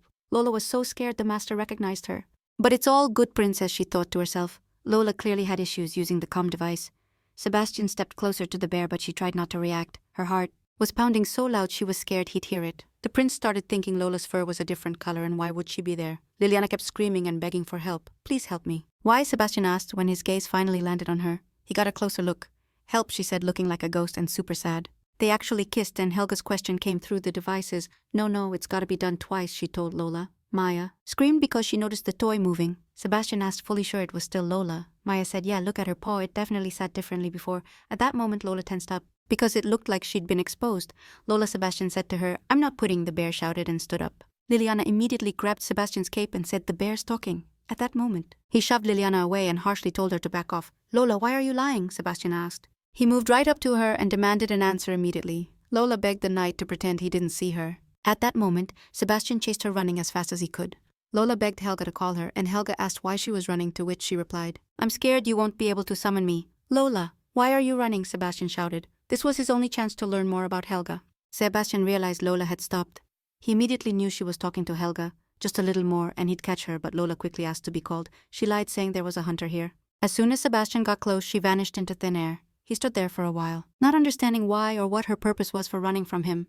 Sebastian finally met Liliana, he thought. Helga. But why does this make me feel bad? He wondered, barely fighting his feelings. He just needed to think about the original. All his thoughts vanished when Lola went through the portal, but she came back with great news. Because Sebastian didn't hug the pink cotton candy, they didn't kiss. It seemed Helga realized she recognized Lola, of course. Then she started denying everything. Then Helga said, "Well, sick." At that moment, Lola exhaled, thinking, "I did a good job with the mission, might even become her assistant in the demon world. The first one would be closer to her than all the generals." Ginebra immediately got curious if Lola had seen the knight up close. Helga smiled, looked at them, and told them to end that conversation. They're no longer connected to Sebastian, so they should forget about it. It's time to head to the demon world.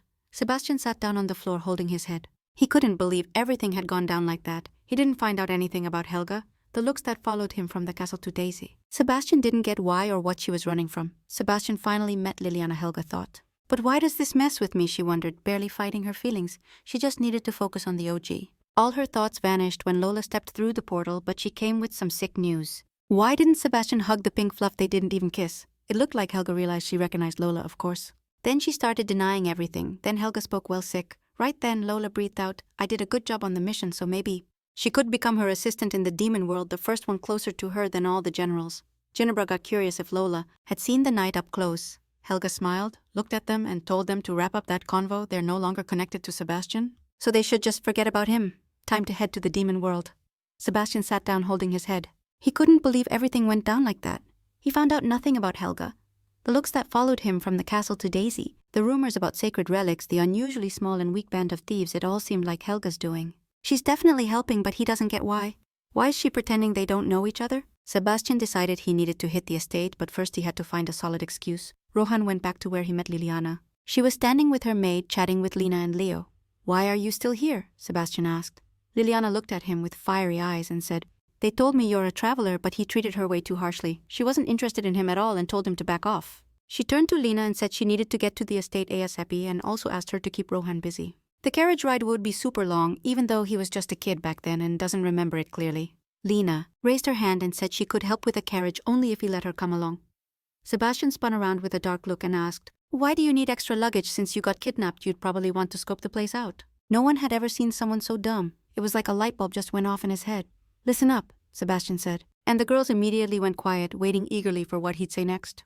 Looking at them coldly, he said he could let them tag along, but under the strictest condition that they obey him. Liliana couldn't believe her luck, her eyes wide with joy. Instinctively, she clasped her hands in front of her chest, a smile blooming on her lips. She also decided to introduce herself to the knight. "My name's Liliana." After a pause, she extended her hand. Their palms met in a formal dry handshake that lasted just long enough to show respect, but not a second more. To Liliana, his arrogance was outrageously bold. But all those thoughts instantly melted away as she stared at his jaw-dropping, almost supernatural beauty. Sebastian's face, watching her reaction, lost its usual stiffness for a moment, while a plan started forming in his head. If he played this right, he could trick Rohan and get to the estate, clearing his throat for effect. He put on the vibe of a guy offering the only smart move and laid out what he thought was the perfect plan. "Here's what we're gonna do," he declared confidently. "We'll act like we just randomly bumped into each other right here at this hotel. Liliana got kidnapped and I came to save her."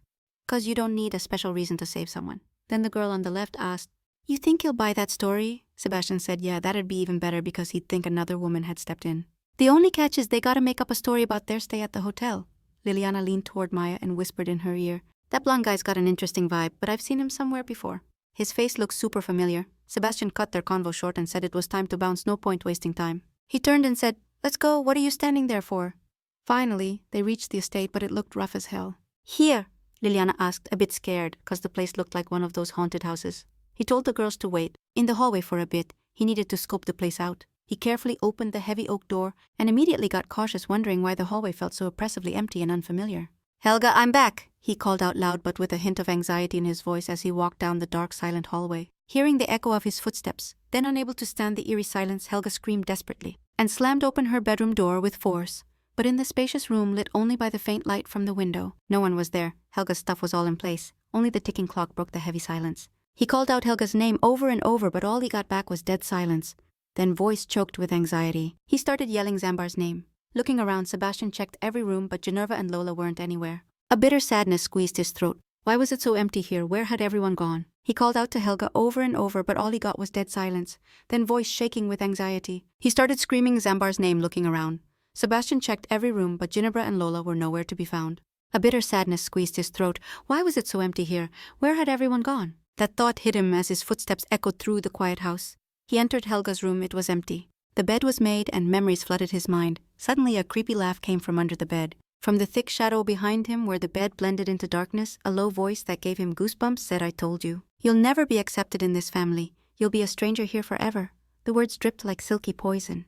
"They'd definitely ditch you, toss you aside like a boring toy as soon as you stopped being useful to them." Then the voice turned sharp and metallic, stabbing into his mind. "Your only way out is to kill them all." "And what can we say now? She doesn't need you," the voice continued. Sebastian compulsively pressed his fingers to his temples, like he was trying to physically squeeze his exploding head from obsession, doubling over as if hit by a blow. A scream full of pain and despair burst from him, his face twisted in silent horror, frozen into a mask. His big glassy eyes, stripped of any understanding, stared blankly at a point in the void. As if peering into the abyss of impending madness, Prince Sebastian and Princess Helga lived happily ever after.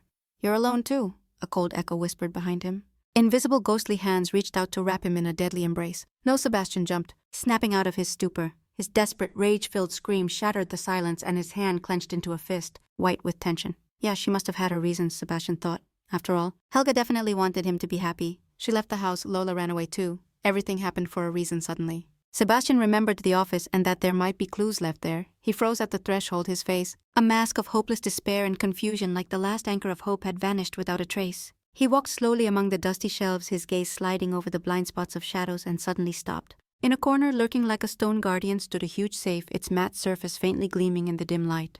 His legs carried him toward the metal beast, pulling him like a last hope magnet. There was a code on the safe. The last number was weird. Maybe it needed to be turned. He tried combinations, holding his breath, fingers trembling from useless attempts and hope fading with every failed click, leaving only a bitter taste of despair. Finally, the heavy door swung open and his hand shook as he pulled out a yellowed document. But these were just papers on the floor.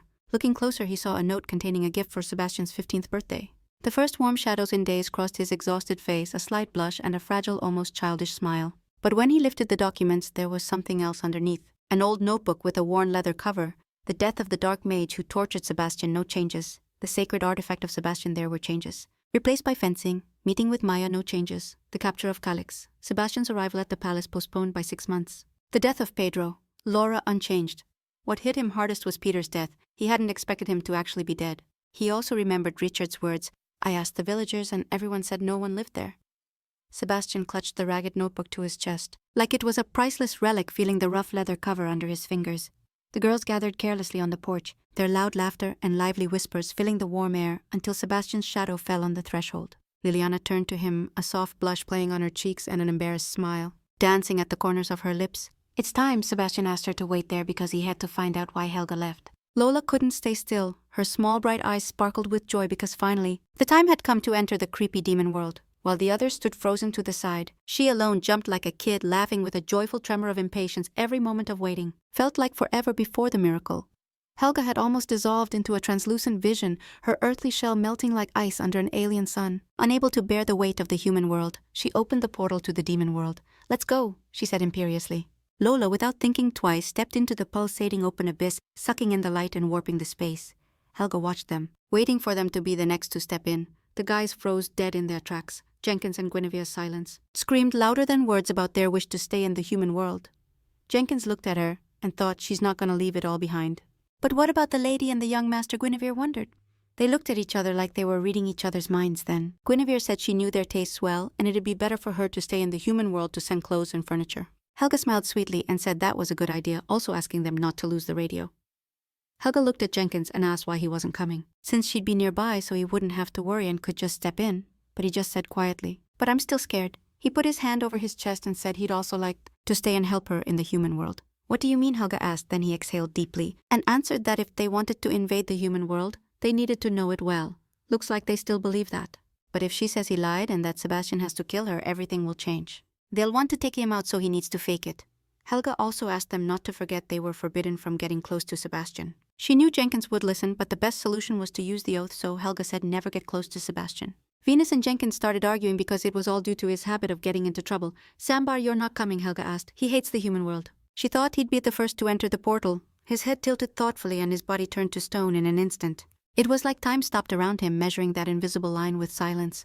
Yanbar slowly turned his head and his gaze, heavy as lead, slid over Jenkins and Guinevere in that brief pause. In the silent question of his eyes there was something somber. Jenkins looked down, a silent gesture full of sadness, unspoken but louder than words, like a mirror reflecting the same abyss in Yanbar's eyes. Sambar abruptly turned around, breaking the silence with a muffled voice.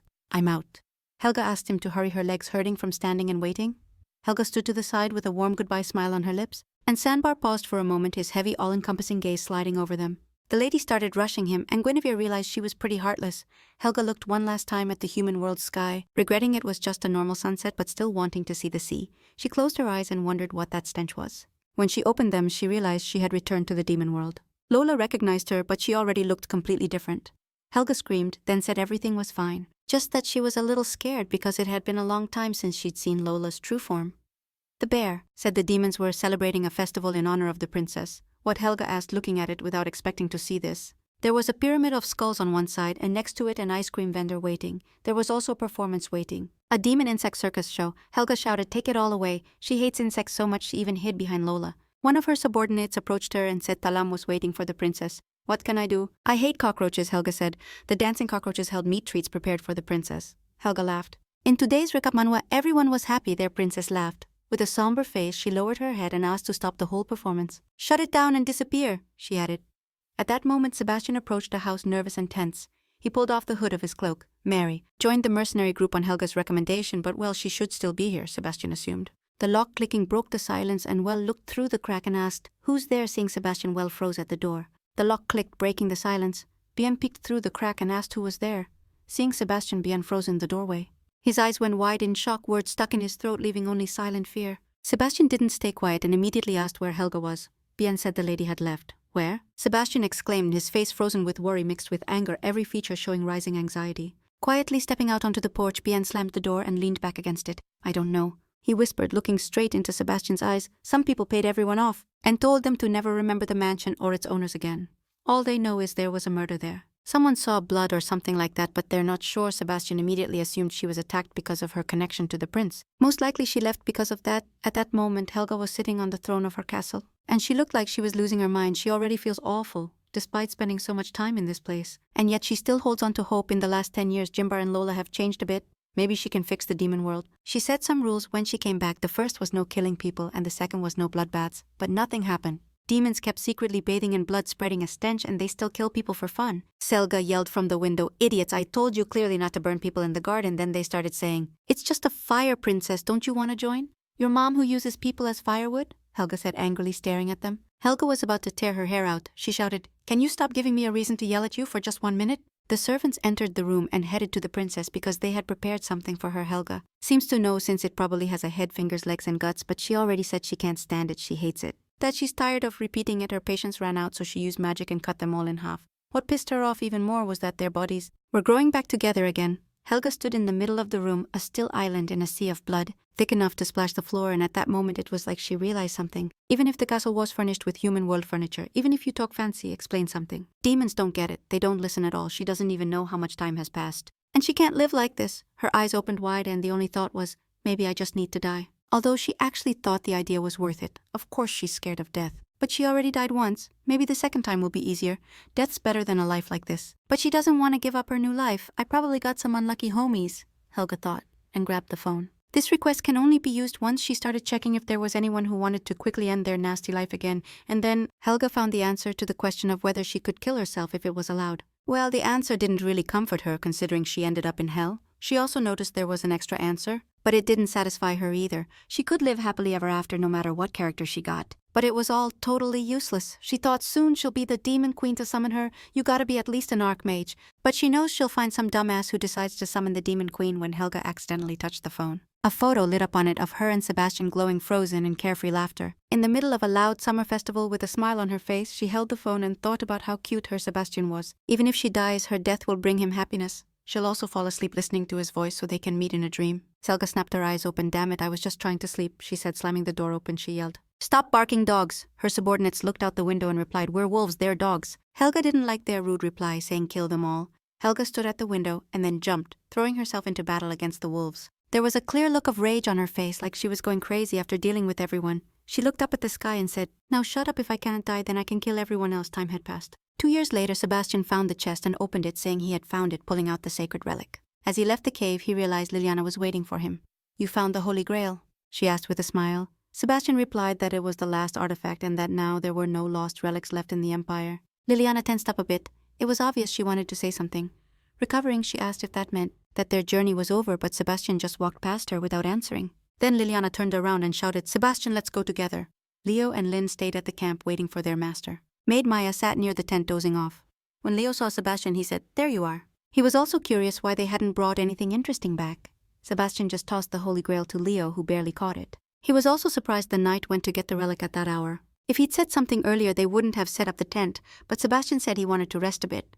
Lena was curious about how he knew the location of all the artifacts. She had the impression he could sense them and thought it would take at least a few days to find them. After undressing, he headed to his desk, then pulled a book from a secret compartment in the table he found in the mansion.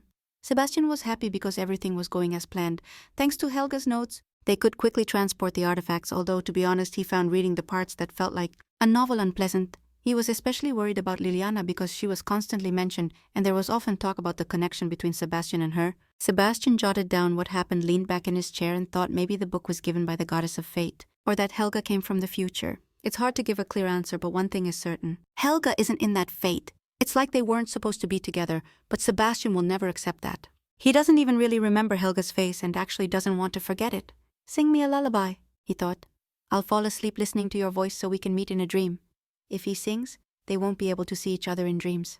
Liliana stayed by the tent, lost in thought, like she wanted to go to Sebastian. She's sad because today is the last day they'll spend together, the life in a mansion full of comfort and safety. She boldly insisted on traveling because she wanted to see the world. These days were very joyful and full of events, and she's grateful for this short little trip. But something else happened as time passed. Her feelings for Sebastian grew stronger. He's cold and sometimes it feels like he doesn't notice her at all. It's probably just her imagination and he can't be that bad. Still, he gave her water, they accidentally hugged. And all the bad stuff was immediately forgotten as soon as she remembered these little things, like some unknown force was pulling her heart towards Sebastian. She wasn't the only one who told him her feelings more than once, but he never responded. Maybe she wasn't clear enough. Maya noticed all the sadness and melancholy in her lady, so she immediately went to her and said, "Ma'am, what's this?" Liliana looked at the bottle with a question. "I bought them in the town we passed through. This perfume will give you courage." Maya roughly handed the bottle to Liliana and asked her to use it and explain herself to Sebastian. But she still didn't understand what it was or why. She refused because she wanted to talk about her feelings on her own. Not use that stuff. Maya shouted that this was her last chance. Tomorrow was their last day together and maybe they wouldn't see each other again. There was a moment of silence between them instead of just staring at each other, but Maya compulsively grabbed the bottle and opened it, then sprayed Liliana from head to toe. She didn't have time to dodge. She also added that nothing would work until he confessed. Liliana didn't understand why she was doing that or why she wouldn't let her go. She realized something was wrong and turned her head to notice Sebastian was sleeping, sitting in a chair with his arms crossed over his chest. Liliana felt like she was having a nightmare, which made her uncomfortable. Then she approached him and tried to wake him gently. But instead of Liliana, Helga's silhouette appeared before his eyes. Sebastian seemed to float, looking at her with love and tenderness. It was the first time Liliana saw that kind of expression on his face. Sebastian pulled her closer, so close they met in a kiss. Liliana didn't interfere, she just stood there frozen, but then Sebastian seemed to snap out of it and asked where she got that from. Liliana jumped back suddenly. She answered, "Maya gave me perfume." Then Sebastian looked ahead calmly for a moment before suddenly heading out to find Liliana's maid. Maya sat right at the tent's entrance, not expecting anyone to come out so abruptly. Sebastian immediately started asking where she got that perfume, but what surprised her most was that for some reason the potion didn't work. Then she thought the potion was probably fake, but looking at Liliana, she thought, no way, the potion is definitely working and they should become a couple. Sebastian got mad because Maya didn't answer his question, so she said she bought them in the town where they were before. Sebastian smiled and thought, I knew it at the mansion. The Jinn blood smelled exactly like this perfume. Zambar turned to Helga and told her she shouldn't kill her subjects so often, because her efforts only made them more active. As their numbers grew, he also asked if she was sure it was smart to boost Talam's army strength now. "Put your hands together," Helga said, "then let's turn them all to dust." Shambar just smiled and said, "You'll be a savage demon queen princess." The blood smell was way too strong, so he asked to clean the room and most importantly to make sure there were no bugs. Well, turns out they're not the best at this job. Turning to Zambar, Helga said, "If everyone dies, then he'd become the best." This answer didn't really satisfy Zambar. A tense smile appeared on his face. Lola burst into the room with the report that Gin had sent clothes. Lola decided to keep the look she used in the human world because the princess liked it. Helga noticed all her clothes were covered in blood. She headed to the room since she hadn't been there long. She also asked Lola to prepare a bath for her. But then Helga's gaze landed on the bed where Gin's clothes were. The dresses were absolutely fire, shiny and comfy. Helga spun around sharply and headed to the bathroom to wash off all the blood from the killings. She knew power drove demons crazy and consumed them. If they used it too much, the blood smell always threw her off, even in the human world. But there she controlled it way better. Suddenly a black hand touched her shoulder and said, "Why hold back, you know? Otherwise the killings get easier. She's unmatched here." Helga jumped out of the tub and froze for a second. Suddenly nasty thoughts hit her head. It felt like she was turning into a real monster. Living here for 5000 years is way less scary than wasting your humanity. The only thoughts she had were that she needed to run fast. Helga sat on the bed and contacted Gin through the portal with a radio. Gin was hyped to hear from her lady. Then the fox asked why she sent that dress if she had nowhere to wear it. Gin asked, "Lady, do you want to go back to the human world? After all, I found a mage who can summon you." At that moment, Helga seemed to lose her balance. Those words gave her some hope, and she was glad she succeeded. Gin knew Helga wanted to return. She'd ask the mage to summon her right now. If possible, and if she really escaped, she could stay in the human world until Sebastian goes to the demon world, and then comes back. When Helga tried to reach the portal, Lola screamed and stopped her, saying, "No, princess." Then Helga got mad and told them not to touch her because she was leaving. Then Lola looked at her and said she needed to change clothes. Even Lola knew it was embarrassing to go out in a robe in front of good people, and she was totally right. So she told Gin she'd change and come back, so the summoning circle had to stay. She even joked she could come out naked. The moment Jenkins even blushed, Ginny said it was just a joke and that she wasn't the only one missing her babe. She smiled playfully and said, "Yeah, young Master Sebastian covered his ears and a soft pink blush spread across his face." The day Helga went back to the demon world, Ginny wondered, since Lord Jean Bart left, why Jenkins didn't go with him. Neither Ginny nor Jenkins can get close to the young master, so they can't go back together.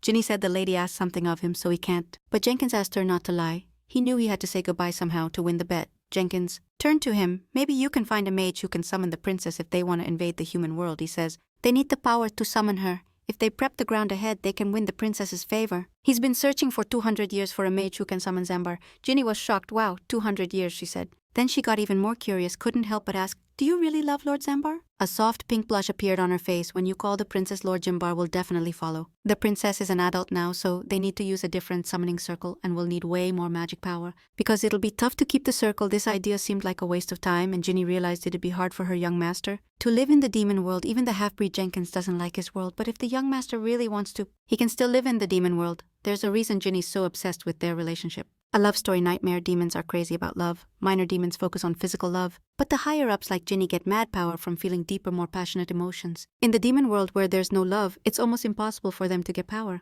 That's why many enter people's dreams. To get it, fishing is like meat. You never know what you're gonna catch. The power you get this way is less than when you meet real feelings. An insane story is blooming right next door. Even crazier than the Jenkins scandal that shook the demon world. 200 years ago, Jenkins realized he was definitely up to some mischief. And it was better to go back to avoid doing something stupid. Ginny said if anyone should go back, it should be Jenkins. He'd win the bet. He's curious what wish she wants to make since she's willing to risk her life on a bet. Going down to the ground, she said she's not risking her life. It's more like a wish that'd drive any succubus crazy. Maybe she just misunderstood everything. Then she got close and whispered something in his ear. After that, Jenkins shoved her hard several meters. Seriously, he yelled, face red and covering his ear. She replied, "Of course, in the end, your story." In today's recap, Manhwa would be the most interesting in the demon world, but they can't do anything because the princess used the oath. That's why everyone thinks Jenkins hasn't changed at all. 165 the day Sebastian. In today's recap, Manhwa, Christian found the Holy Grail, walked up to Leo and Lena and told them they needed to check something out.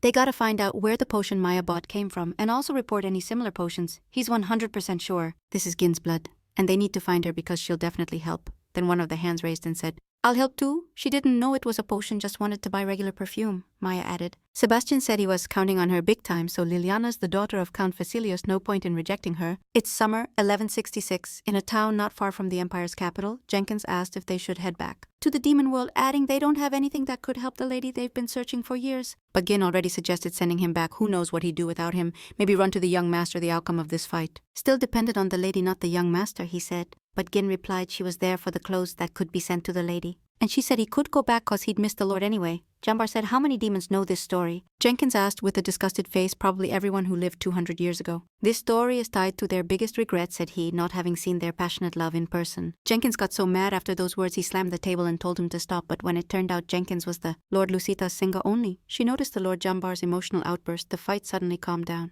Because someone walked into the shop, Gin turned and said welcome, but she wasn't expecting this particular buyer. Surprise froze on her face. She couldn't say a word. The buyer asked if Jenkins was there too. Sebastian stood in front of him, totally hyped to have found them, hadn't seen them in ages, he said. There was dead silence in the room. Gin was in total shock. Jenkins said, Gin, we can't get close to him. I've been waiting for this moment forever, said Helga. Told them not to get close, but the young master could. Leo and Lena stayed back, not getting what was going on. Liliana watched all this like she felt Sebastian was drifting further away. He laughed and then added, Gin, I missed you. Liliana clenched her teeth cause during the whole trip he never smiled or said those words to anyone. Gin can't get close, but can't stop him either. Sebastian noticed she hadn't changed at all, and he'd grown up the same. Gin pulled out a chair and said wait, then stood on it and hugged him tight, adding he'd also become a really handsome man. At that moment everything seemed to change. Childhood memories flashed through her mind. Lena was shocked Sebastian hugged her. Leo totally agreed.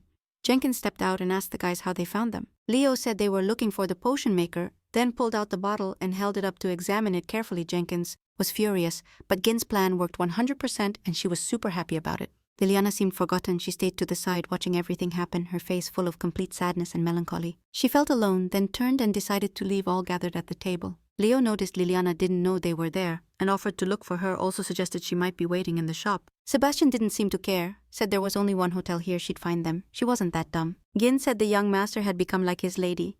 Leo got up from the table to bring Liliana. She was sitting by the shop thinking about something. Then she saw Leo coming toward her. She also thought they'd left for a bit, so decided to wait for them. Leo saw she was shaking all over, so he took off his cloak, threw it over Liliana, and suggested they head to the hotel. Recovering, she decided to ask Sebastian what he thought of her. She knew he wouldn't come, but still hoped he'd notice her at least once during the trip. She felt some kind of connection. Even though his behavior said otherwise, there was still a weird feeling like he was her destiny. Most likely the Count's family was looking for her, but she wanted to spend more time with Sebastian. He either doesn't notice her or is just pretending.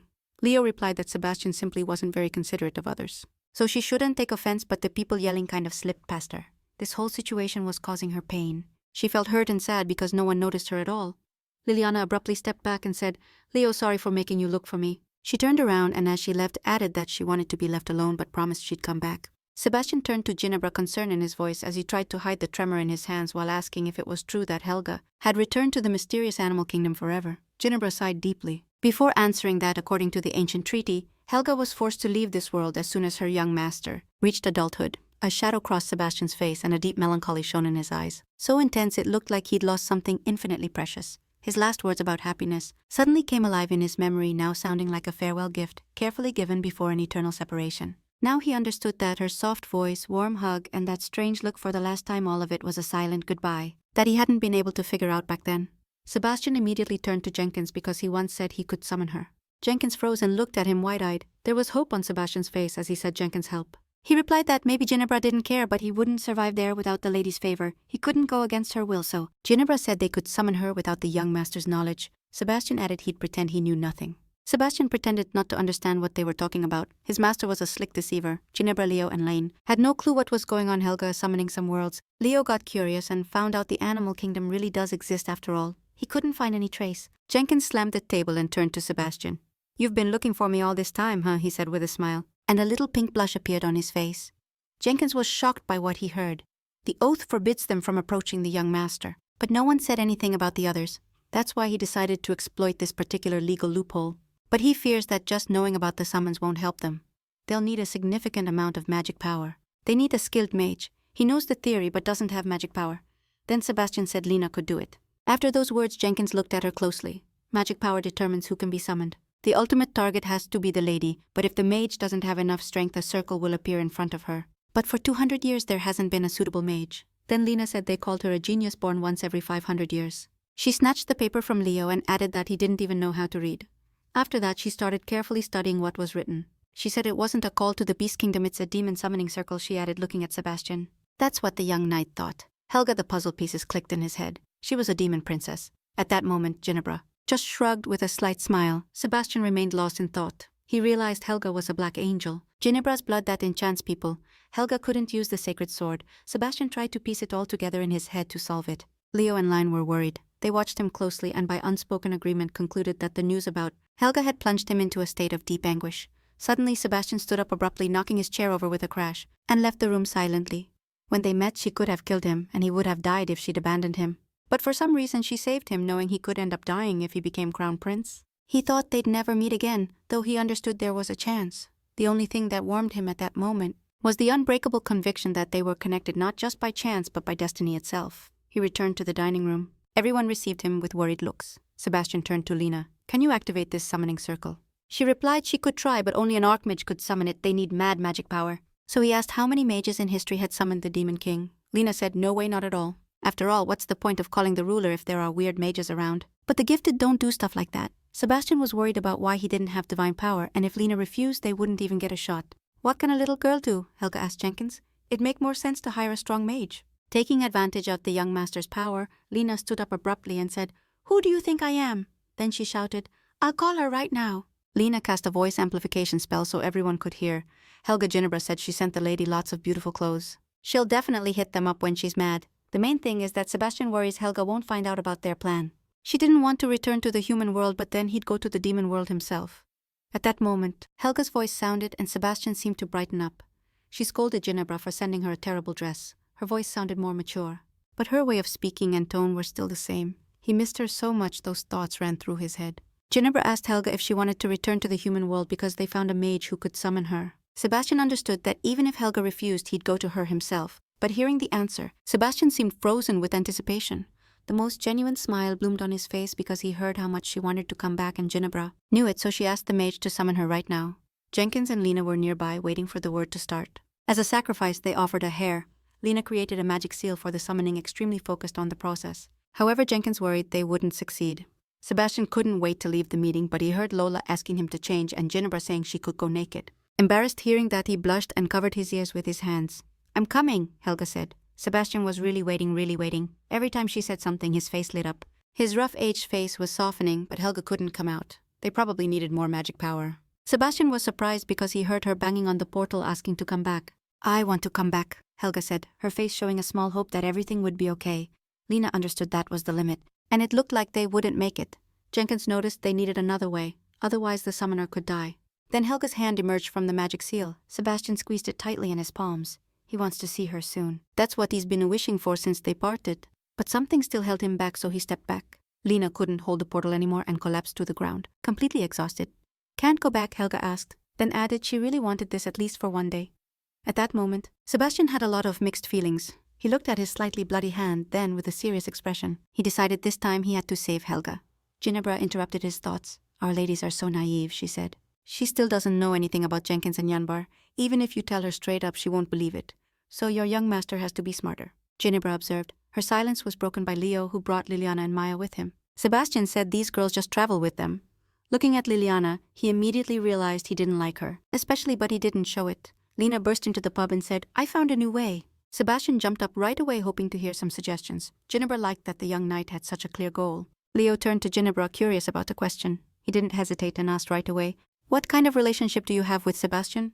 His gaze immediately fell on Liliana, who tensed up after the question. Leo turned to Ginebra, super curious about a question, didn't just stand there, and asked right away what kind of relationship she had with Sebastian. His eyes immediately landed on Liliana, who tensed up right after the question. She grinned ear to ear, clenched her teeth, and apologized for not introducing herself sooner. Liliana blushed and stiffened because Ginebra kinda scared her. She introduced herself and added that thanks to her, the young knight learned about love. Hearing this, Leo and Liliana were left wide-eyed and open-mouthed. Liliana abruptly stood up from the table, showing with her whole vibe that she wasn't indifferent to the young master. Well, Ginebra wasn't lying because she explained the meaning of love. Several days passed. Everyone was calculating the necessary amount of magic power. Lena has a lab at the academy. Jenkins asked her to hurry up. The lady calls several times a day asking when they'll call her back. "But it's a complex spell," Lena said, adding that it has amplifiers and it'll be possible to test with them. Sebastian thanked her and entrusted the summoning. Jenkins sat on the tree and watched, couldn't believe the young master. The crown prince always had talent. Ginebra turned into a snake to avoid flying. She realized Jenkins had known everything all this time, and stayed silent, suffering for several years. She also assumed he'd be scared if she won the bet, but really he just didn't want to give Sebastian false hope. In today's recap Manhwa, Ginebra was mad because she also cared about the young master. Sebastian heard a noise outside and looked out the window. There he saw Jenkins, whom Ginebra was strangling for something. He just smiled and waved at her. Ginebra and Jenkins noticed this and waved back, after which Sebastian dived back into his work. He filled out some papers that reminded him a lot of the lady in the novel. Sebastian missed Liliana, so he secretly left the palace and fell into the hands of the nobles, who then insisted on killing the demon queen, all to preserve the heir's position. The prince without magic powers can't let people start thirsting for Helga's blood. Like in the novel, there was a knock on the door, and His Highness received a letter from Duke Crulia. To avoid anyone questioning his desire to gain magic power, he needs to expand his influence and prepare, then Helga can live here. The last day of 1166. Lena burst into the room saying, "The Archmage candidate Line Froja has arrived." Jenkins was clearly impressed by her ability to create something like that. The noise distracted the young knight. It was time for the New Year fireworks. Next time they'll celebrate together with the lady. This year had many good events. Sebastian hopes Helga won't reject him. If she stays close, he'll always have a chance. Lynn said she'd install the magic amplifiers. She'd increase the frequency and call her. She and Jenkins started arguing. Sebastian couldn't wait to meet Helga. "She's coming soon, ma'am," Ginebra said over the radio, adding that the mage had installed the amplifiers, and in a few days they could summon her. But on the other end of the line, a threatening and tired voice was heard. "Ginebra, I'm not going." The lady really wanted to return to the human world, but because of constant call failures, she got really tired and accepted that she was destined to stay there. Jenkins covered his face and said, "All demons are like that. They don't care about anyone else's feelings. Young master, don't get mad." He added, but he saw Sebastian start laughing. Year 1167 since her departure to the demon world. All this time, she'd been waiting for the day Sebastian would come to the demon world and kill her. Helga froze in the middle of the room, lost in thought. She just can't go back. January 1st, 1167. Sebastian has to come to the demon world and kill her. One day, 2 a week, a month, another month, 2 months. She locked herself in the room and just breathed so she wouldn't go crazy. She just counted the days but couldn't wait any longer. It's time to follow the novel's plot. A little more and her role will be fulfilled, she thought. Please hurry, kill me fast. Don't let me lose my mind completely. With a flick of her hand, one of Helga's guards' heads flew to the ground. Sebastian was shocked and scared that Helga lived in a place like that. No one could imagine there'd be a crazy person willing to enter the demon world alone, and entering the castle was no problem for him. Helga sat on the throne with a mask on her face, like she was waiting. Sebastian slowly took off his hood and then said, "Finally found you after all these years." Then she stood up and replied, "I'll fight you personally." He just wanted her heart. Magic power wrapped around Helga. She was ready because she had been waiting for this for so long, but all Sebastian did was say, "I miss you." Helga dealt harshly with the evil mages but let the kids go and became the first person to extend a hand. Helga told him stories and stroked his hair as he fell asleep. She could get mad at anyone in the mansion, but she always smiled at him and pinched his cheeks, calling him cute and looking at him with worried eyes. She always gave him the warmest smile, and every hit she gave was precise because she didn't want to fight him. Sebastian immediately realized she wasn't even trying to hurt him, even though she could easily win. And what kind of demon chases like that, he thought to himself, and then the sword flew right in front of his eyes. Helga closed her eyes, hoping this was the end, but the sword just dropped beside her with a loud crash. Sebastian took off his mask and said, "Helga." Then her face suddenly came alive, softening under his warm gaze. "You have no idea how much I missed you," Helga said, sitting on the floor. He recognized her from the start even. She hid her face to make it easier for him to kill her. Helga said, "Sebastian, kill me and take my heart." "I won't," Sebastian said, looking her straight in the eyes. He didn't understand how she could even ask him to do that, "But you have to do it," Helga said sharply. Then Sebastian took her hands and held them. He placed them on his face. And then asked if she could kill him. "Will you?" he asked seriously. Her eyes opened wide and she answered firmly, "No." "And anyway, what is she doing now?" Helga pulled Sebastian close and apologized. "Sorry I hurt you. You don't have to do anything. I can handle it myself," she said, after which Helga stepped back away from Sebastian and then with a sharp move slid her hand under his ribs and pulled out his heart. She held it in her hands and said she wouldn't ask him to kill her. Helga handed the heart. Bloody to Sebastian to take, there were so many mixed feelings on Sebastian's face. He didn't know how to react to her actions. "You need it," Helga said with a smile. But it wasn't all like that, since thanks to her, many people appeared at the palace who appreciated her skills. Everything she taught him in childhood, Sebastian asked her to come with him. Because she would really like to be at the palace. Helga froze. She couldn't say a word, and then a thought sparked in her head. "I can leave." Sebastian was in shock, like he didn't understand what was happening, then said he wanted to be with her. "But she can't leave, otherwise her fate will change again after all she already had. Too much influence on the original story of the novel. If she stays with him, she'll ruin her life and burn in this hell forever." He squeezed her hands tightly and begged her, "Helga, let's go back to the palace together," Sebastian repeated. He sincerely wants to repay her kindness. And he really didn't want to say it. If he wants to see her again, he can go visit her. She's happy he grew up to become that person and will always wait for him. She can't die now. But she's willing to keep living without losing her mind because she found him again. One day she wants to hear him say her life was long and happy. She's willing to wait till the end of the novel. Sebastian apologized and added it would be impossible without her. Ginebra appeared out of nowhere and wrapped her arms around Helga. Sebastian said with full confidence he would take her heart. Ginebra bared her fangs and ran toward Helga. With a quick move, she wrapped her tail around Helga's heart and then passed. through Sebastian's body to connect them. Helga watched all this frozen in shock, eyes wide with horror. The day before arriving in the demon world, Jenkins said going alone would be way too dangerous for the master, but everyone understood it would be hard to convince Sebastian. Jenkins gave him the pendant Lin made that would let him stay in touch. He also added that Helga had been very irritable lately and Sebastian could get hurt. She also added that Helga had been super irritable lately and Sebastian might get hurt. He had to do everything possible to keep the lady from getting mad. Helga couldn't believe what she saw. Nothing changed from the end. He was gonna go to hell because of his heart. It shouldn't end like this, she thought. Sebastian said, Helga, let's go to the human world. Come with me to the world of people, he said, clutching his chest. Right then the guards showed up and caught him. Helga got mad and her magic consumed the whole room. Yambar in Puma form jumped to the ground and immediately recognized this hero as he got a bit closer. A young knight, just more mature and brave. Guinevere flew over to Yambar and begged him to cut off her hands as fast as possible, but she was super hyped to have seen that crazy impressive scene with her own eyes. The young lady turned out to be really smart. Sebastian stayed sitting on the floor just watching Helga. The destruction of all her servants was a relief because every time a murder happened, everything calmed down again. Helga had wrecked the castle multiple times in her rage, but the moonlight was always just as beautiful. She wished she could show him way more beautiful stuff. But there was nothing else in the demon world. Helga stepped up to him and asked who told him to do such reckless things because it hurt her, but Sebastian was ready to do absolutely anything Helga wanted. The young knight took her hand and hugged her, begging her to stay with him. Helga also wants to live like a human, but she doesn't get what's changed or what big events will flip the script. She also asked not to waste tears and added they'd be together again, but first she needed to find out what had changed. Sebastian jumped up and hugged Helga tight, saying thanks even though he's not a kid anymore. The hugs are still the same as back in childhood. He was stoked. She agreed to go with him now. He deserves to have her by his side. But he definitely won't follow that story's plot. Helga's plans after the Demon King's castle got wrecked are to return the heart, but only the one who put it there can do that. Jenkins' sea line only has. Sebastian has 3 days to contact the human world about the call instead of a week. He restores the castle because half the demons are dead. Helga decided to show Sebastian her old room. Not even the barrier saved it. It got harder to control her power every time. When she opened the box, she was shocked to find the same cactus she bought before returning to the demon world. Helga carefully took it out to show Sebastian. Sebastian looked closely and then asked what it was. Cactus thought you'd like it, Helga said. They say if it blooms, your deepest wish comes true. She knew Sebastian was into that kind of stuff. He wished every birthday to become a prince, but it's funny because the crown heir dreams of being a prince. If you think about it, Helga fulfilled almost all his wishes, and Helga, who he missed so much, is now by his side. And Helga's heart is inside and they'll never be apart again. But his face turned sad thinking about Helga's wishes. Lola was lying under a rock in the room, super annoyed because everything was destroyed. She couldn't get out on her own, because she's weaker than a praying mantis and can't even catch a hero. Then Helga leaned toward her and said, "The hero's here, catch him." Lola stood up straight with an angry face about to pounce. Sebastian said he missed her a lot and that she's grown. He also asked why she ran off during their last meeting. Helga gave Lola the job of cleaning the house and making sure there's furniture since she and Sebastian will live there for a while. Little house. Lola thought, remembering the lady hadn't been herself lately. She allowed the people who ended up in the demon world to be mocked and cruelly punished, the disobedient demons. "You gonna eat the master?" she asked with wide eyes. "What nonsense, get to work," Helga shouted. "But she's just a bear and thinks like a bear." Then Sebastian said he wouldn't mind if she ate him, but Helga indignantly replied she's never eaten people. He was super happy to hear that.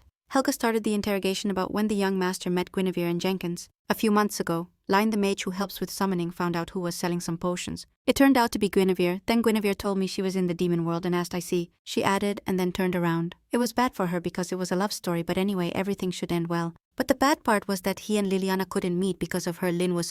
One of the night twins was supposed to meet Liliana a few months ago. Sebastian saw that Helga wasn't herself. She was trying to sort out her thoughts, so he took her hand and said she had a lot of friends, and that he'd introduce them when they got back to the human world. Sebastian also reminded her of a girl from his childhood, Maya, who forced him to be friends. It just so happened they were traveling together and she'd be happy to see Helga. Then he told her about Leo, another friend, and Liliana added. Helga noticed he seemed happy when he mentioned her and hoped that wouldn't change. Sebastian told her not to stress, that everything would be fine, and then kissed her hand, but she still couldn't figure out what had changed. Helga wanted everything to follow the novel's plot. He knows she wouldn't want fate to shift. He needs to calm her down and make sure they stay together. He needs a plan. Sebastian followed Helga and noticed she was cursing demons every 10 minutes and realized he knew little about this world. Helga apologized for making this place hard to live in, but Sebastian on the other hand said he was having fun. Then he suggested she live there a few more days and that she'd change her mind. She'd have to chill here until Lola brings the couch. Helga also said she'd put up a barrier just in case. Sebastian looked around. The inside looked like the one they had in their mansion, and everything looked a lot like Helga. When they get back to the palace, he'd need cash to change everything in it. A bit later, the roaches showed up again even though they were already dead. Helga was desperate to destroy all these useless creatures. Sebastian guessed she used red, not because she liked it but because blood was harder to see. Helga noticed he was sitting there thinking, then with a serious look on his face asked him to undress. After picking a special herb, she mixed some kind of healing potion. Helga said she'd already told him several times that wounds needed to be healed. Just by her presence the pain fades. Helga realized he had a fever because he was very red. Sebastian was assisted by Ginebra and Jenkins. At this point all he could do was wait. She contacted him to ask when they'd call her. But it had only been a little over an hour since their last chat. Lynn tried to speed things up, but it looked like they'd need a week. She'd used a sophisticated spell recently, so her magic hadn't recovered. Plus Helga got asked, shouldn't she stay in the demon world until she absorbed all the power from her predecessor? If she kept absorbing energy, they'd have to recalc everything, but that should have been accounted for. From the start, Helga also witnessed the showdown between Jenkins and Lena while in the demon world. Learning more about its structure and magic, in about 5 to 10 years the previous king would disappear, and she'd become the full queen. If she left while transferring power, there could be problems. But then a proposal came to just reduce the strength, and then she realized there was only one way to do it. She absolutely needs to test the pillar that holds all the demon world's magic power. If she blocks it temporarily, she can release her magic power and go to the human world, but she can't destroy the pillar. And then there's only one thing left: use the sacred artifact, divine power and dark magic. They're incompatible. If you use them, the power slowly decreases. Most likely it'll work. But the artifact broke into pieces, so she needs a more powerful one. It wasn't as easy as she thought.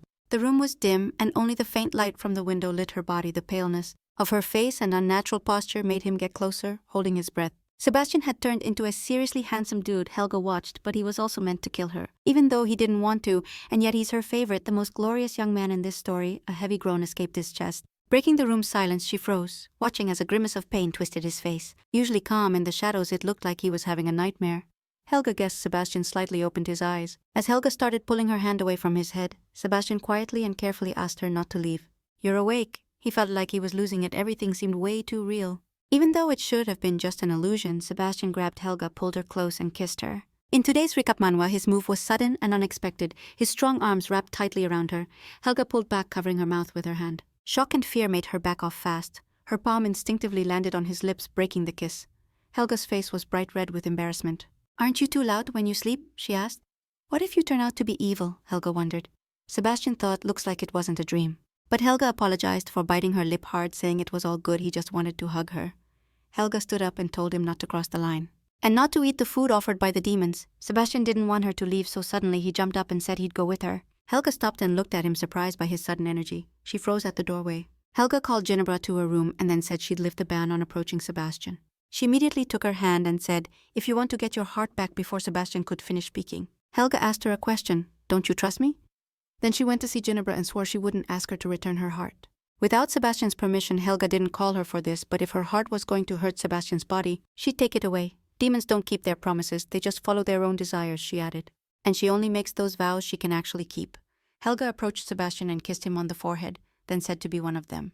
The princess headed to the throne room to check on the progress of repairs after the pogrom. There was a sword lying on the ground that none of the servants dared to touch. "How weak you all are," Helga said, grabbing the hilt to lift it, but the sword pushed her back. A sharp pain and steel pierced her palm, forcing her to pull her hand away. There's no object with that much divine power in the human world, she thought. And maybe it was all because Sebastian was its owner.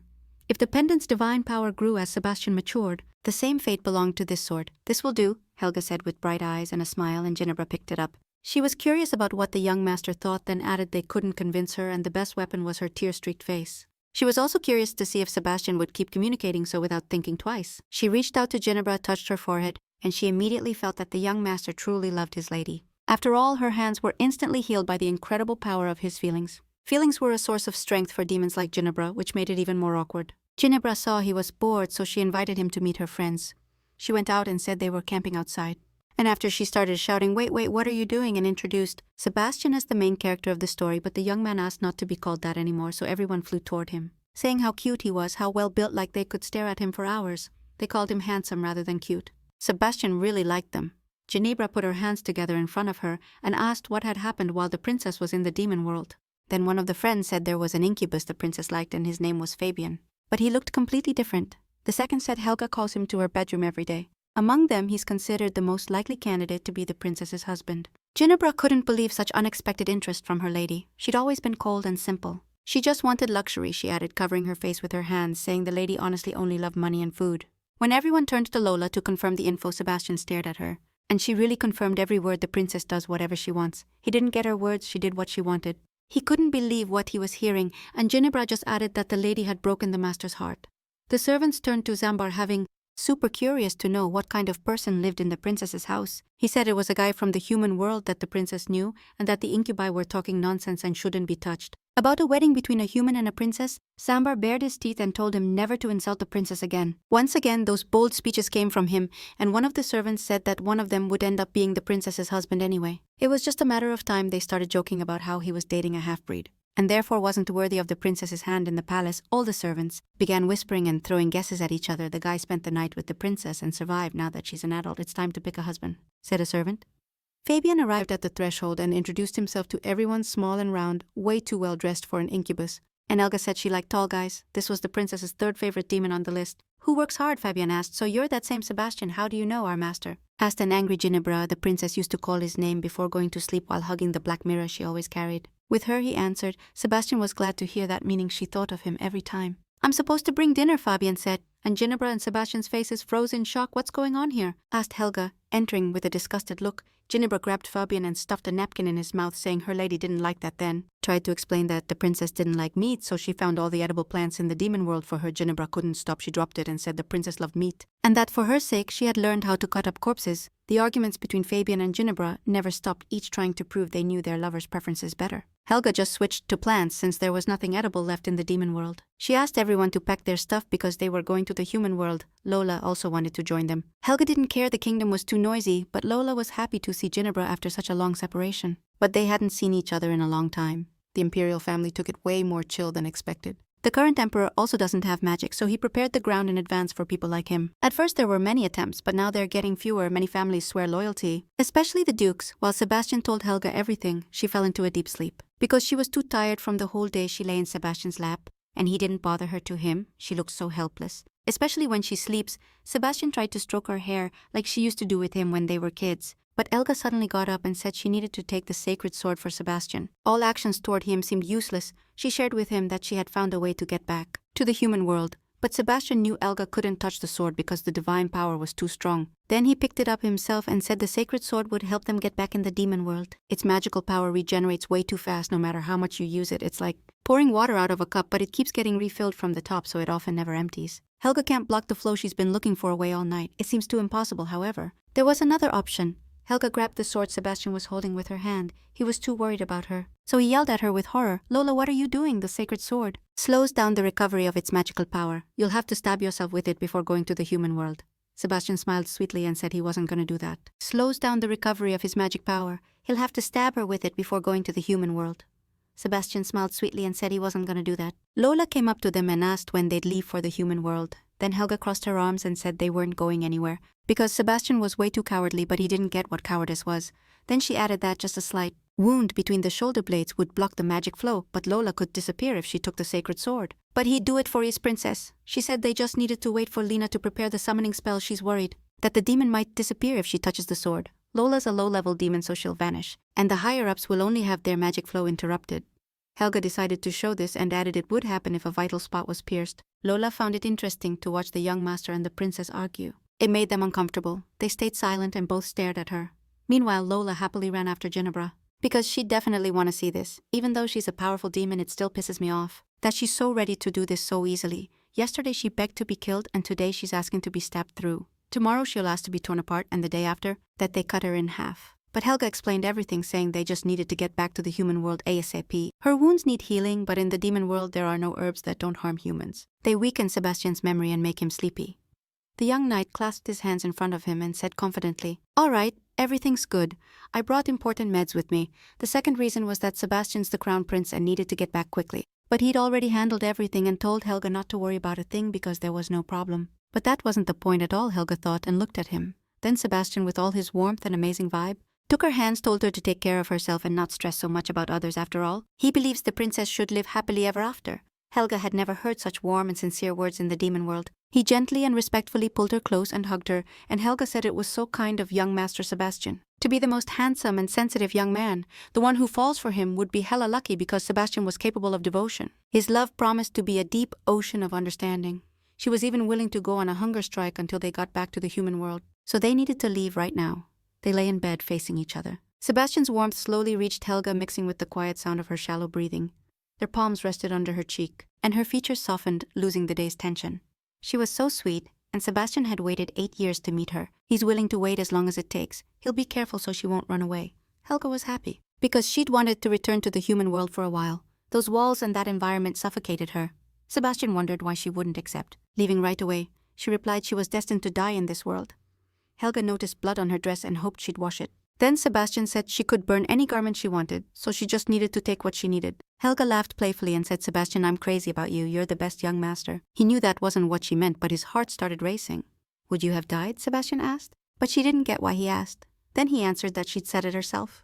He tried to become emperor to avoid that ending. The thought also hit him about what would happen if they totally messed up the course of history. Helga gathered all the clothes she needed and also asked if she should take the cactus with her. Lola burst into the room yelling that the generals had come to see the princess. Then Helga demanded they be told to leave, but it turned out they'd already crossed the barrier and were asking her to come out. "Princess, haven't you fallen for this man?" one of the generals asked. Then Helga replied that he already had a love meant for him, so they should stop talking nonsense. Then Helga crossed her arms and asked threateningly how they dared interfere in the princess's affairs. Jambar stepped up and told her that if she didn't like those questions, then she could pick her own spouse. All the previous queens had chosen one of the generals as their partner. The demon lord's partner will be able to use royal power and become the kingdom's second in command. And for the husband to use the queen's identity, he has to touch her at least once, but Helga absolutely hated that. None of the generals liked it and asked them not to rush. Then Jambar said this was natural. Because there were rumors the princess wanted to make a man her partner, Helga got mad and shouted, "Who the hell is spreading that nonsense? I only put up with you because of Sebastian. Now get out of here." Then one of Ginebra's friends asked if she was going to get tied down accidentally to an incubus like Fabian. Everyone threw their hat in the ring, but Helga flat out refused. Too many questions. Helga's anger turned into rage. Then she yelled, "Hey, what's the damn difference? I just don't want to, but she has to do this for the sake of order in the demon world," said one of the servants. "Order? Since when does anyone in the demon world care about order?" Helga shouted, "A demon possessed by the human world can't be ruler," yelled one of the servants. Then he went straight at Helga, saying they wouldn't recognize her as queen. Everyone around was shook by the chaos she just kicked off then. Helga decided firm and clear to end this. Now she'd fix everything before heading to the human world if they did everything the princess said. No one would have to suffer from the day she crossed this character's path. Until now, she never once wanted to be the demon queen. Sebastian heard the ruckus, jumped up hard and headed for the exit. At that moment Helga was in the air, a cloud of magic power swirling around her. "I'm gonna kill them all," said Lola, running to stop Sebastian, telling the young knight not to get close and to keep quiet, so he wouldn't get caught in the crossfire. Helga grabbed one of the servants and lifted him up with a wild look. Sebastian pulled out the pendant and wondered if it would work. He brought it close and asked Aline Jenkins, "You there?" Sebastian asked to find Liliana because they'd need her, also told her to say who she was and let her decide if she wanted to help. The young knight also warned Jenkins that Helga had lost control, and Lola shouted the princess had started a bloody purge. The princess always wanted to kill Tiam, so definitely a general would die. Yanbar approached the young master and told him the princess was super pissed. Jenkins heard Yanbar's voice for the first time in ages, so he froze for a moment. Lena said she and the old man had calculated everything. The queen's power was constantly growing. While still in the demon world, she's not an archmage yet, so she can't summon Jenkins. Asked Sebastian if he knew how to contain her power. She usually uses magic in small doses, but right now she's going full throttle. The only thing they can do is hold her back, and when she weakens, they'll activate the summoning circle. Sebastian asked how long it would take for him and Jenkins to summon them. Someone even suggested waiting till the princess came to her senses. But Sebastian refused because they don't know how long Lena would take to prepare the summoning again. Now they have a shot. Lola told him to be careful, and Ginebra would come as soon as the circle was activated. The young master was sure he could handle everything Helga landed, and then asked if there was anyone else to kill. But he overestimated his strength because he never thought Helga was cut out to be demon queen. And no matter what now, he finds her beautiful. Even now, apparently he's crazy, thought Sebastian. Helga slowly moved closer to Sebastian and gently reached out her hand to his face. Her fingers barely touched his cheek, making his heart race. Suddenly she pulled him. In today's recap manhwa, his move was sudden and unexpected. His strong arms wrapped tightly around her. Helga pulled back, covering her mouth with her hand.